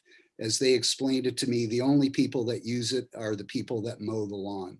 So these, this is entrances to multi-unit housing, commercial. It's, it could easily be replaced and could save a lot of water. So the drought rates, summer rates, and the one other thing I wanted to mention as far as how we're messaging, the one thing that's missing from our messaging is deferring toilet flushing. You know, and I know maybe that looks like a minor thing when you look at outdoor versus indoor. We've got 190,000 customers. If each of us deferred flushing, you know, a few times a day, you know, we're going to save a lot of water. And it's a real easy thing to do. You know, as a matter of fact, it's something you don't do. So how much easier can that be? So, you know, and that is not even mentioned in our messaging. And, you know, again, I know everybody agrees the messaging needs to be more urgent because the situation is becoming more urgent. But I think we got to get down to that level of, you know, as Larry Russell always says, individual responsibility, because that is what's going to get us through this. It's the cumulative impact of individual action. So I think that that list is exactly the sort of thing we need. And I think we have to put it out there in this, that we've stated the objective. This is the objective. This is where we want to go. Let us help you get there. And here's the tips. Here's how you can get there. So rather than put the message in the negative that do this or you're going to be penalized and your rate's going to be higher, you know, we put it in a positive sense. You know, this information is helpful to people who assume everybody wants to conserve, and then provide them with helpful information to help them get there. Yeah, I agree. And Larry, Sorry. I think, go ahead. Go ahead. I just had one other thing, and you know, it's kind of serious business, the drought. But one thing I thought Gene could take a look at is doing some kind of a contest for young people, 30-second videos on conservation. You know, I will put up $500 for first place. Right. I mean, we have to get the young people involved in this. And I think, you know, if we could do something where we would be encouraging engagement and involvement and creativity like that, you know, we would really help our movement, because we all know it's the kids that teach the parents and that remind the parents, and you know, and they ultimately are going to be the biggest beneficiaries if we pull this off and we keep this district water solvent and our watershed safe. So I really would like to see some kind of more engagement like that with the district, just a little more lighthearted engagement, and get people involved. I have had 3 people suggest exactly that idea to me. And it was all against the backdrop of making the message as positive as we can make it. You know, in terms of encouragement and helping, and as opposed to penalties, downside, bad things happening. Yeah. I agree with that. And I especially think it's good to involve young people, because as somebody with sons, keeping young people from taking showers that take more than 40 minutes would be a really good thing. That said, I don't want to get too far down the road without considering the issue of drought rates and summer rates. So I'd like to suggest, if the rest of the board is amenable to this, not that we necessarily take action at the next meeting. I'm hearing Ben and Carrie say, you know, that putting together an ordinance on the issues we've already discussed would be significant, but I think I'd like to see some proposals along Jack's lines for alternatives about rates, because that might need to be the next thing we do. And I don't want to get too far down the road without considering that. Although I really like the young person contest as well, but I don't think that needs to come back to the. I agree completely. You know, and I'd happily throw another $500 into that pot with Larry. It was a brilliant summary and suggestions you made, Larry. I'm 1000% behind you. Cynthia too. I have real troubles with the first bullet point. What I heard the professor, what? The 1 day a week?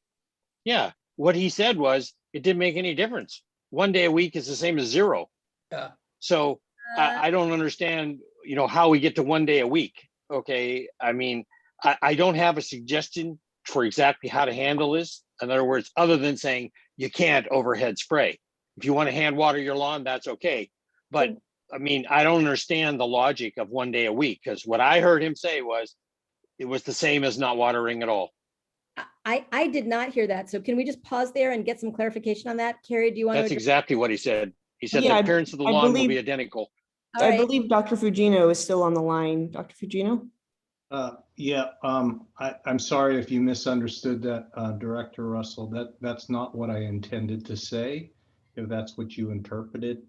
There is a difference. I was hoping to say or convey that there is a difference between no irrigation at all and 1 day a week watering. So 1 day a week watering can allow your cool season and or your warm season to survive. And in some cases with resource help, it could do better than just look quote unquote brown if there was some education on how to program your controller and irrigate properly during that 1 day. But the outreach is needed and the education is needed, and you'll need probably a professional irrigation manager or certified irrigation manager to help you craft some guidance for your customers, but it is possible. Didn't you say that bluegrass and ryegrass would suffer irreparable damage? That you had a table with three slides. If there was no irrigation, No Okay. irrigation. no Yeah. irrigation, right? I see. And I'm sorry it caused confusion on that. My apologies.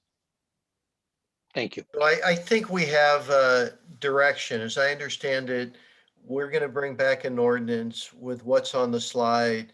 And I believe there's support, but I wanted clarification on adding the no plantings on new connections until the drought's over. And then we have a whole list of additional things that we'll bring for discussion and information. At the risk And how do we enforce that? Can we solve that later? I want to, it's really late and I know we still want to have comments. I mean, I think if we're trying to just have guidance for what the ordinance, maybe we can, when we get together in early July, we can talk about how we will implement that. I agree. And at the risk of prolonging this, I do think that we need to ask staff at this point, and I'd like to have a little bit of board conversation about this. Well, let me put it differently. I would like to ask the rest of the board about whether it makes sense for us to ask the staff to bring back in early July, not in an ordinance form, a set of options for a moratorium. We've been kicking this around for a while, and I think it would help staff, rather than asking them to put something in an ordinance, to bring a limited range of options.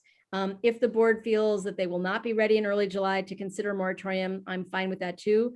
But I think a number of us feel that the time is rapidly coming for us to consider that. And I just want to say, for the record, my own feeling is that, yes, it is enormously important for us to address our housing mandates. And I think that there's a way to craft an ordinance that is not a blunt object, that makes accommodations for affordable housing, for developments that are on the verge of being approved. But I also think the comments that have been made, which is that it is not consistent for us to be talking about the severity of the drought and the kinds of restrictions we're talking about while ignoring new connections. It is not the case that every new is every other. And I think it is also not really relevant how much water will or will not be saved, because, at least my understanding is that, what staff came up with last time, we were looking at about 50 acre feet that would be required. We'd have to find 50 acre feet of new water. It's not a lot of water in the grand scheme of things, but it's an enormous burden for the hundreds of families and businesses that would be cutting back to create that, that additional space. And I think we have to be realistic about that. It's not that. So I think the issue around a moratorium isn't whether it's going to solve all of our problems. I think that's a false question, and I think we should reject looking at through that lens. There's not one single thing we're going to do that's going to be the panacea that's going to solve all our problems. It's going to be the accumulation of a lot of different efforts.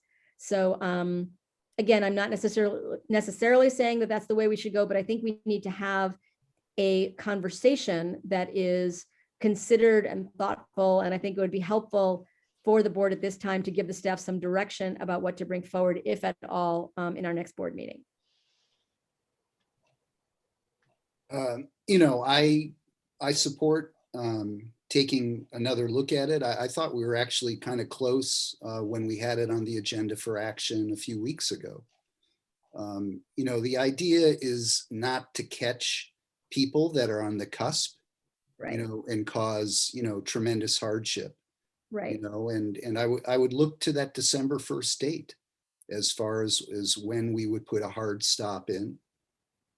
I would also look to the North Marin Ordinance, which, you know, decreases the demand that any new construction puts on the system by eliminating landscaping.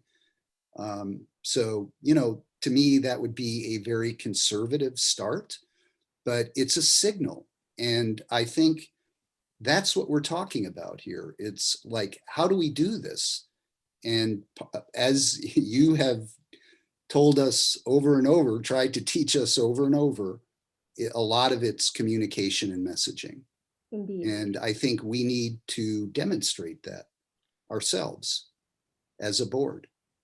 So, you know, I do support working through it and moving forward on it.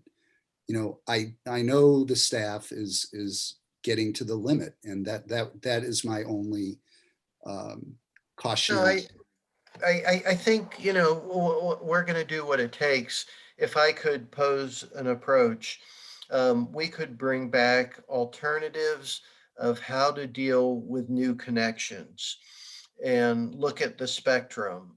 Could be a moratorium along the lines we looked at, could be something like North Marin. It could be a good deal of additional conservation restrictions for all new connections, and engage the board in that spectrum so we aren't now necessarily narrowing in and maybe having extended conversation, if that would work for the board.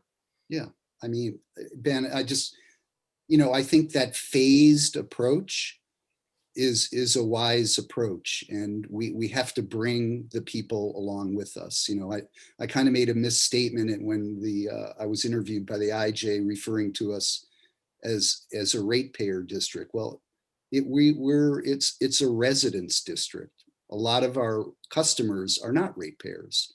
So it really is sort of creating a movement of people that, you know, understand and share these values. So, you know, I think phasing it and coming up with some kind of legislation that would kind of go segmented like that would be a very wise way to go. Oh, and I think, Larry, I could support 1,000% a moratorium on new planting. That I would have no problems with whatsoever. You know, and if you think about where the water usage goes, you know, you've addressed the bulk of the problem. If you don't do the planting, don't do the landscaping. So I think there is a hybrid there that could work, would make it easy for me. Good.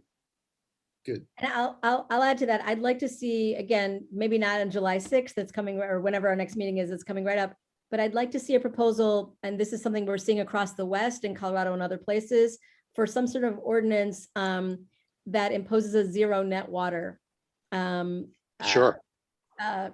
Requirement on new development. And even anyway, so it's the kind of thing I'd like to see the staff considering. You know, and we have the perfect tool for it, Cynthia, because of the reclaimed water system. Right. It's trivial. Jack mentioned we have 2 shovel-ready designs ready to go.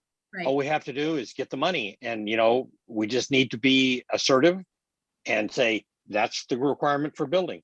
It's just Right. another connection cost. Right. And this is I realize that I don't want to get down the road. It's 11 o'clock, but I mean, I just think we need to like keep this ball moving forward, Ben. So, you know, I don't know how much we have, you know, that we can consider at the next meeting, but I do want to provide some direction to staff that we should be moving forward on these kinds of ideas. And I think zero net water for new development, whether it's low income or any other kind of development, is something we should be talking about, and something we should be talking about in collaboration with the county and all of the incorporated cities as well. And I agree, and we need more information on this kind of stuff. And I would really appreciate, and the staff's doing a great job at coming up with good ideas. And I think the direction we're giving now, I want to make sure that it's clear so that there isn't no wasted effort here. But I would like to see, as part of these analyses, I'd like to see what the relative benefit is. I do think that it matters that we are focused on the things that generate the highest conservation benefit, the real water supply. We have limited time and energy to focus our efforts in places that can make a big impact. And so to the extent that we can be informed by where the biggest return on our time and investment is, where we ought to be focused. So if we can, as we explore these different options, if we can back that up with some quantitative estimates of what kind of water savings, what do we expect to get as a water savings from the changes in irrigation practices? It would be really great to see just some sort of estimate so we can see what we might expect from that. Same thing with an ordinance of not irrigating any sort of outdoor landscaping from new development, to understand the relative impact of that. So I appreciate that. I don't mean to cut you off, Monty. I'm sorry. Was there something else? Nope, that's it. Okay, so it is almost 11 o'clock and I am informed by Terry that we have 7 comments. So if we could move through those fairly quickly, if that is all right with the board to move on to that. Okay, let's go. It's increased.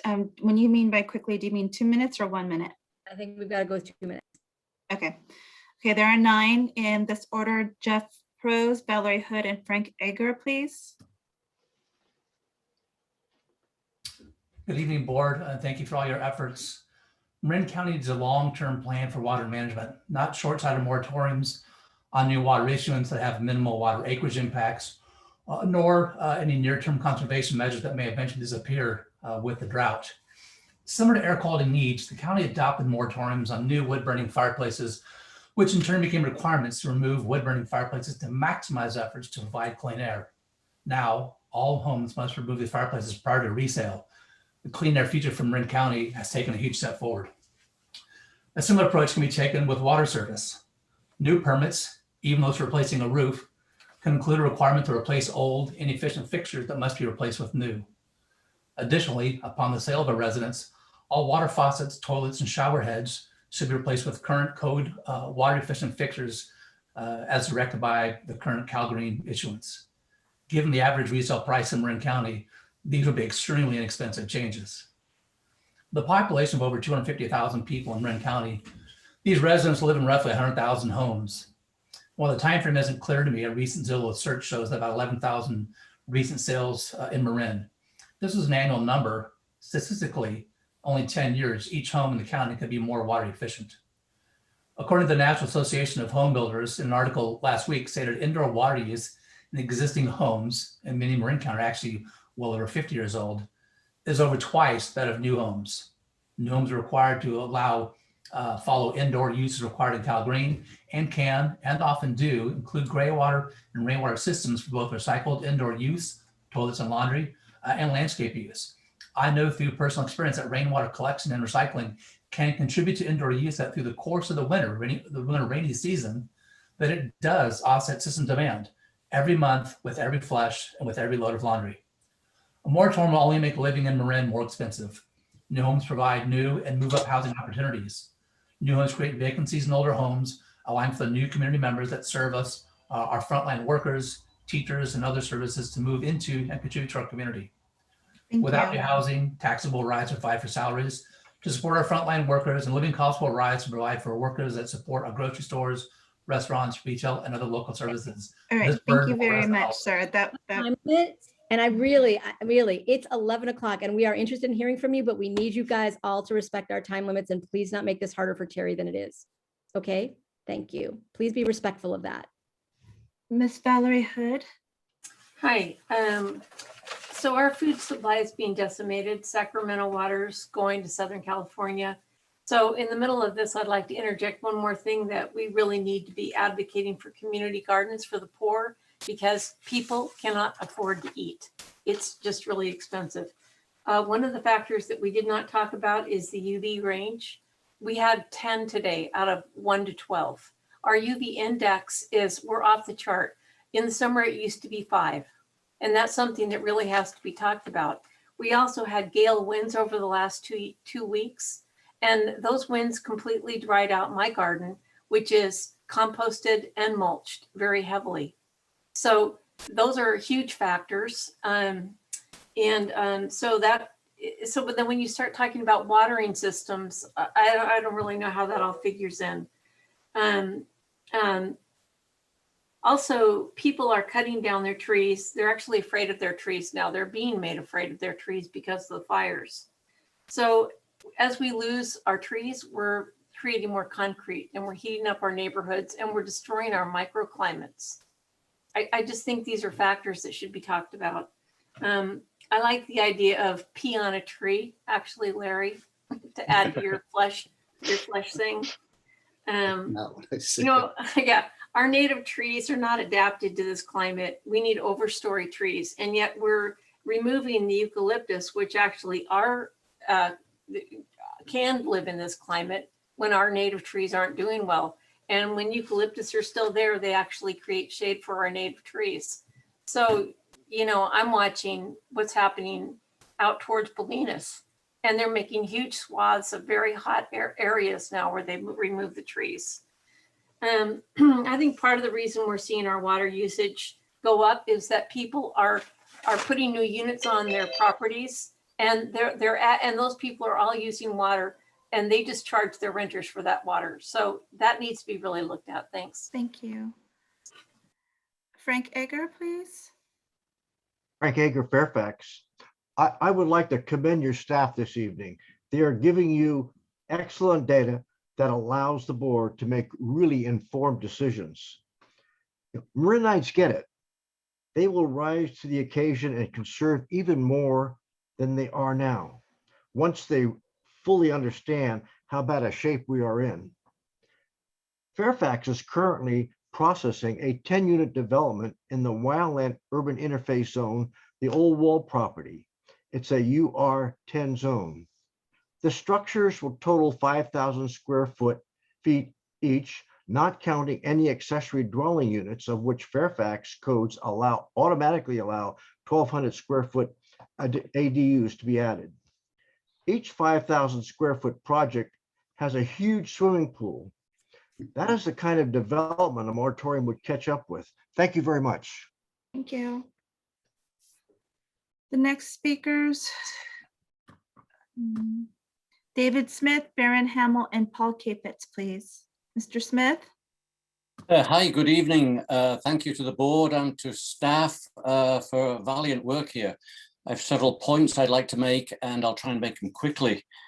First, homeowners are being strongly discouraged from having lawns, but I go for a walk many mornings in a week. I live in the Terralinda area, and I see a well-known cemetery using thousands of gallons of water to make beautiful lawns around graves. And I don't mean to be disrespectful, but how much water do dead people need?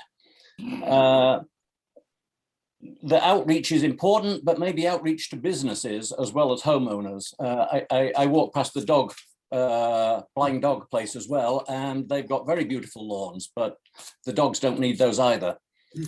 I'd like to make the point that lawns are not evil. They're being demonized here, but they're actually very safe. Private lawns in houses are very safe places for our children to play. And that seems to have been very overlooked here. On the subject of new hookups, it's a tough problem, but it's really hard to deprive families of safe places for their children to play while allowing thousands of new hookups to be hooked up to use even more water. And then my final point is I see the idea of restrictions of number of days per week that we're allowed to use water for landscaping, but how long per day? If you're going to water one day, but for 2 hours, that's not saving much water. So I would ask staff or the board to just look at that aspect of it as well. And thank you very much indeed for your work here. Thank you.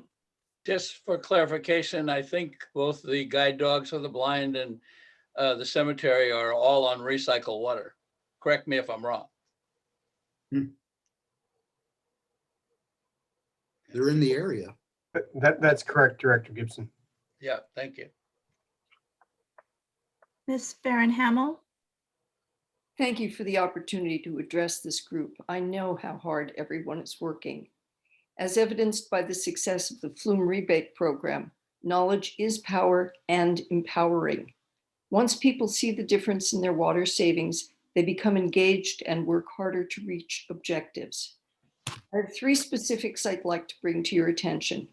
Responsible messaging is crucial. Suggesting that showers be 5 minutes in length is irresponsible. 2 minutes is more than sufficient. It would save a significant amount of water per person. And under normal circumstances, people don't have to shower every day. There's another area of water savings. Another item to Member Russell's point about lawns, lead by example. Either demonstrate on public space lawns that are using recycled water by having large red signs saying so. Otherwise, people won't know it and will think that it's still okay to water their own lawns with potable water. Or let lawns die. Brown is the new green, though this might not be a practical approach for local recreation programs. Seconding Member Bragman's comment, messaging to the younger generations that believe in being responsible stewards of the environment is crucial. They will aggressively support the effort and are influencers. For example, create a TikTok contest to create a PSA TV campaign. It could go viral and become a thing.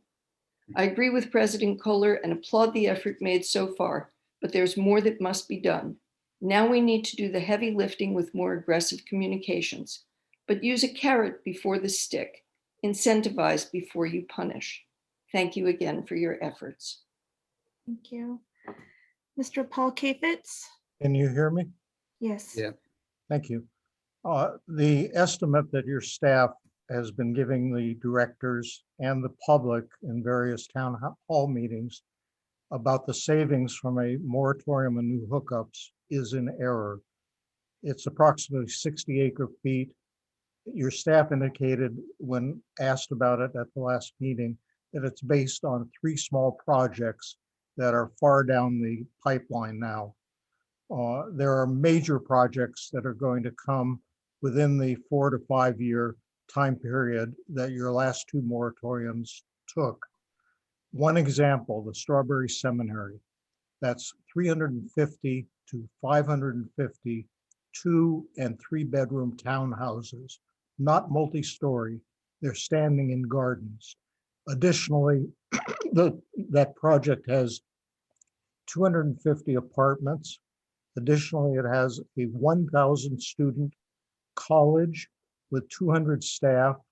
Additionally, it has a 20,000 square foot recreation center.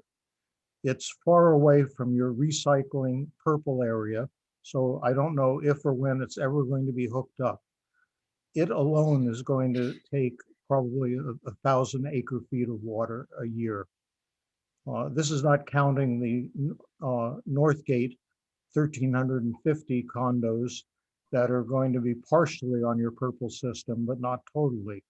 So the mention that Director Schmidt made of 60 acre feet being saved by a moratorium on new hookups is based on erroneous data. Several thousand acre feet are going to be saved just on the 2 projects I mentioned. How can you have water police dealing out misdemeanors and fines for existing users taking showers or trying to save their landscaping while these projects are given free rein? It's not fair. It's going to discourage existing users from entering Thank you, the Mr. conservation Kafitz. program. Thank you. Okay, the next 3 speakers, Sid Abel, last 4 digits, 1402, and Leslie, in that order, please. Go ahead, Sid Abel. Hello, hi. My name is Tana. I'm speaking with my husband, Saeed. I wanted to take the moment to address the notion of mixed messaging. And I feel like it's an infliction that our society is experiencing right now, because what it does is it others. The unifying message here is that we are in a new reality, and what it means to be responsible citizens in this day and age should be fairly consistent, especially when it comes to water usage and conservation. So whether you're a new hookup or an old, there is a level of responsibility that goes beyond the aesthetics of your yard, that goes to the well-being of life on this earth. I'm a taxpayer who's not yet a customer. I own land in Lagunitas that I bought with my husband, pursuing a dream of building an ecological sanctuary. We are taking our time planning something that will be beneficial to the environment and the community, looking to be a model for what it means to be a responsible citizen and a responsible developer who values our natural resources. Our plan to develop is modest and in harmony with the environment. And the fact that people and ways of life that are out of balance with the reality we are in now are being protected in order to install a moratorium or to say that that is against each other in mixed messages, the message is clear. We all have to change and adapt to the new reality. And the way that we manage our resources should be consistent, regardless if you're new or old. That's it. I yield my time. Thank you. Thank you. 1402, please. James Holmes, Larkspur. I know that the board is concerned about public communication, so consider the message communicated by two IJ headlines on two successive days. The first on June 3rd, water savings versus housing impact decision delayed on proposed hookup ban after lively debate. The next headline on the next day, tougher rules for water use possible. That's a mixed message. That's a mind-boggling combination. Talk about a mixed message. It's a mixed up message, but that's the message you send when you continue to delay a moratorium. Delay is especially misplaced because the board often states correctly that the district is not in the business of land use planning. That's true. So why would you focus on a land use issue? That's very inconsistent. You need to focus on the water shortage, not the alleged housing shortage. I say alleged because columnist Dick Spotswood says there's no shortage of $1 million units, just affordable units.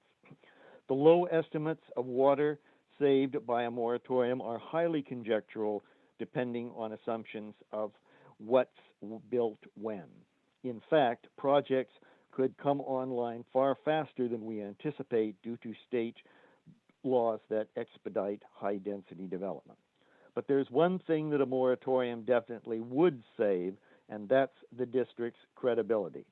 If the district doesn't soon enact a moratorium, then the one thing lower than the water level in the district's reservoirs will be the level of the district's credibility. Thank you. Thank you. Then may I please have Leslie? Hi, can you hear me? Yes. I'll go quickly here.